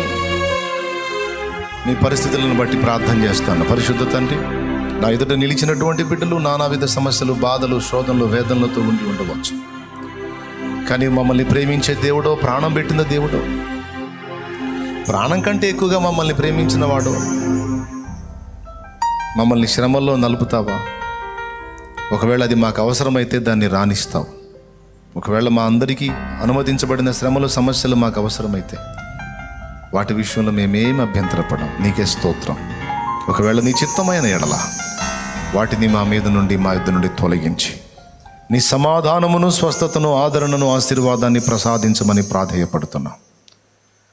నా ఎదుటిన్న బిడ్డల్లో ఎట్టి వ్యాధులు, బలహీనతలు, శోధనలు, ఇరుకులు, ఇబ్బందులు, అప్పులు, ఆర్థిక సమస్యలు, ప్రయత్నాల్లో విఫలత, ఎంతమంది నలిగిపోతున్నారో ఒక్కసారి జ్ఞాపకం చేస్తూ దయచేసి వారికి స్వస్థత కావాల్సిన వారికి స్వస్థత, ఆరోగ్యము, ఐశ్వర్యము, ఆర్థిక సంపత్తి, ప్రయత్నములో సఫలత దయచేసి వారిని ఆశీర్వదించు, మమ్మల్ని ఆశీర్వదించు. మా ప్రతి అవసరత నీవే తీర్చగల దేవుడు. మా ఆత్మీయ అక్కర్లు సమృద్ధిగా తీర్చగలవాడవు, భౌతికమైన అక్కర్లు కూడా సమృద్ధిగా తీర్చగలవాడవు నీవే. మా ప్రభుడవు, విభుడవు, పతివి నాథుడవు, మా రాజువు, రక్షకుడవు. నీ బిడ్డలం మేము, నీకు వందనాలు. ఆ బిడ్డల్ని పేరు పేరు వరుసన దీవించు. చిన్నలు, పెద్దలు, వృద్ధులు, స్త్రీలు, పురుషులు, బిడ్డలు అందరినీ, యవనులను మీరు తాకండి, స్వస్థపరచండి, ఆరోగ్యం ఇవ్వండి, ఆయుష్నివ్వండి, సమస్యలకు పరిష్కారం ఇవ్వండి, వ్యూహం ఇవ్వండి, ఆలోచన ఇవ్వండి. నిరుపు నిదానం కలిగి నీ పాదాల చెంత సాగిలపడి ప్రార్థనలో కనిపెట్టి నీ దగ్గర నుండి ఆలోచన పొందుకొని కార్యసిద్ధి సాధించి సాక్ష్యం ఇవ్వడానికి సహాయం చేయండి. విశ్వాసంతో వర్తించిన నూనె నీ శక్తితో నింపి వినియోగించి యేసు నామమున రాసి ప్రార్థించడం ద్వారా ఎదుటి వారికి కూడా గొప్ప స్వస్థత, విడుదల దాయిచ్చేయండి. నిలిచి ఉంటున్న బిడ్డలకు, తిరిగి వెళుతున్న బిడ్డలకు క్షేమకరంగా ప్రయాణాలు దాయిచ్చేయండి. లైవ్లో అందుబాటులోకి వచ్చిన నా బిడ్డలందరినీ, ఆయా ప్రాంతాల్లో ఉండి అనుకూలత లేక లైవ్ వీక్షిస్తున్న బిడ్డలందరినీ దీవించండి. వారిని కూడా నీ కృప ఆదరణతో నింపండి. మా బ్రతుకు దినములన్నిటా నీ కృపాక్షేమములే మా వెంట వచ్చినట్లు అనుగ్రహించమని యేసు నామమున ప్రార్థించి వేడుచున్నాం తండ్రి, ఆమేన్. మన తండ్రి అయిన దేవుని ప్రేమ, ఆయన ప్రియ కుమారుడు లోకరక్షకుడైన యేసయ్య శాశ్వత నిత్య కృప, పరిశుద్ధాత్మతోడి మనోహర దివ్య సహవాసం, సమాధానం సమకూడిన మనకు సకల పరిశుద్ధులకు సార్వత్రిక సంఘమంతటికి సదా తోడై మనల్ని నడిపించును గాక. ఆమేన్. ప్రవేశ రక్తమునకు జై, ప్రవేశ రక్తమునకు జై, ప్రవేశ నామమునకు సంపూర్ణ విజయం కలుగును గాక. ఆమేన్. హల్లెలూయా, హల్లెలూయా, హల్లెలూయా. గట్టిగా చెప్దాం. రైట్. ఉండి కాసేపు ప్రేయర్లో గడిపి వెళ్ళేవాళ్ళు వెళ్ళొచ్చు, లేదంటే హడావుడి ఉన్నోళ్ళు వెళ్ళిపోవచ్చు. మరి రెండవ కూటమి 10 కల్లా ప్రారంభం అవుతుంది. మరి ఇప్పుడు ఈ లేటుగా వచ్చినటువంటి వాళ్ళు ఆ కూటానికి కూడా సిద్ధపడండి. ప్రభు వల్ల అందనటువంటి వాళ్ళకి ఇప్పుడే ఇస్తున్నారా, రెండవ కూటమిలో ఇస్తున్నారా? ఓకే. అంటే అట్లా చేయటం వల్ల చివరిలో వచ్చిన వాళ్ళు కొంతమంది ఉంటారు, వాళ్ళు కూర్చొని తీసేసుకొని వెళ్ళిపోతూ ఉంటారు. అట్లాంటి లేటుగా రాకూడదు. లేటుగా వచ్చిన వాళ్ళకి ఇప్పుడు ఇవ్వద్దు. రెండవ కూటం దాకా ఉండాల్సింది. వాళ్ళ ఆలస్యానికి అది పనిష్మెంట్. దేవునికి స్తోత్రం, వందనాలు. రైట్. Praise the lord. మీ అందరికీ వందనాలు తెలియజేస్తూ ఉన్నాను. మరి ప్రార్థన చేయండి. బోలెడన్ని ప్రణాళికలు ఉన్నాయి, అవన్నీ దేవుడు నెరవేర్చాలి. ఇంకా చాలా మందిరాల ప్రతిష్టలు ఉన్నాయి. వాటి కోసం, నా జర్నీస్ కోసం నా ప్రేయర్లో పెట్టండి. మీరు బలపడి అనేకుల్ని బలపరచాలనే కోరికతో అనేక సంగతులు మీకు అందిస్తూ ఉన్నాను. ఏదో విని వదిలేసేవారుగా గాక, విన్న సంగతులు హృదయంలో భద్రం చేసుకొని అనేకులకు సాక్షార్థమై నిలవండి. దేవుడు మనందరికీ తోడై ఉండును గాక. ఆమేన్. కొద్దిగా అవకాశం ఇస్తే శానిటైజ్ చేస్తారా? రైట్, చేసేసేయండి. మాస్కులు పెట్టుకోండి. చాలా వరకు తగ్గుముఖం పట్టింది కంప్లీట్గా. ఇంకొంచెం జాగ్రత్తలు తీసుకుంటే అసలు ఈ కరోనా దరిద్రం కంప్లీట్గా పోయిద్ది. అందుకే కొద్దిగా మాస్కులు పెట్టేసేయండి. రైట్. కొద్దిగా మీరు సైడ్ అవ్వాలి. ఒక దగ్గర గుంపుగా ఉండకూడదు. ప్లీజ్ అర్థం చేసుకోండి. గుంపు కూడొద్దు. పొలం పంట వేసేటువంటి రైతులు తెచ్చుకున్న విత్తనాల కొరకు ప్రార్థన చేస్తాను. ఎవరన్నా ఉంటే అలాగా ఆ విత్తనాల మీద మీ చేతులు ఉంచండి. పరిశుద్ధ తండ్రి, పొలంలో నాటడానికి బిడ్డలు విత్తనాలు తెచ్చుకున్నారు. నీ దయతో సమృద్ధి వర్షాలు ఇచ్చావు. విత్తనాలు నాటడానికి సిద్ధపడతా ఉన్నారు. నాటిన తర్వాత కూడా అవసరమైన వర్షాన్ని దయచేయండి. నీటి ఇబ్బంది లేకుండా బిడ్డలకు సహాయం చేయండి. పొలంలో పనిచేసేటప్పుడు విషసర్పాల బారిన పడకుండా కాపాడండి.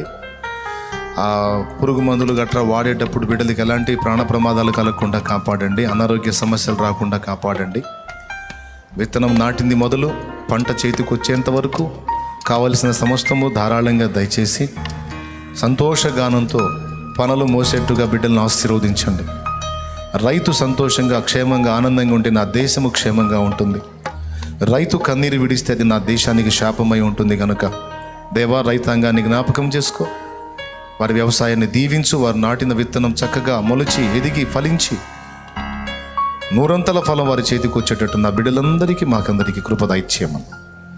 పంటను తినివేసే పురుగులను గద్దించండి, తెగుళ్ళను అరికట్టండి, సహాయం వచ్చేయమని యేసు నామమున వేడుచున్నాం తండ్రి, ఆమేన్. మీ అందరికీ వందనాలు, దైవాశీస్సులు. రెండవ కూటంలో కలుద్దాం. నేను వెళ్ళి రెడీ అయ్యి వస్తాను.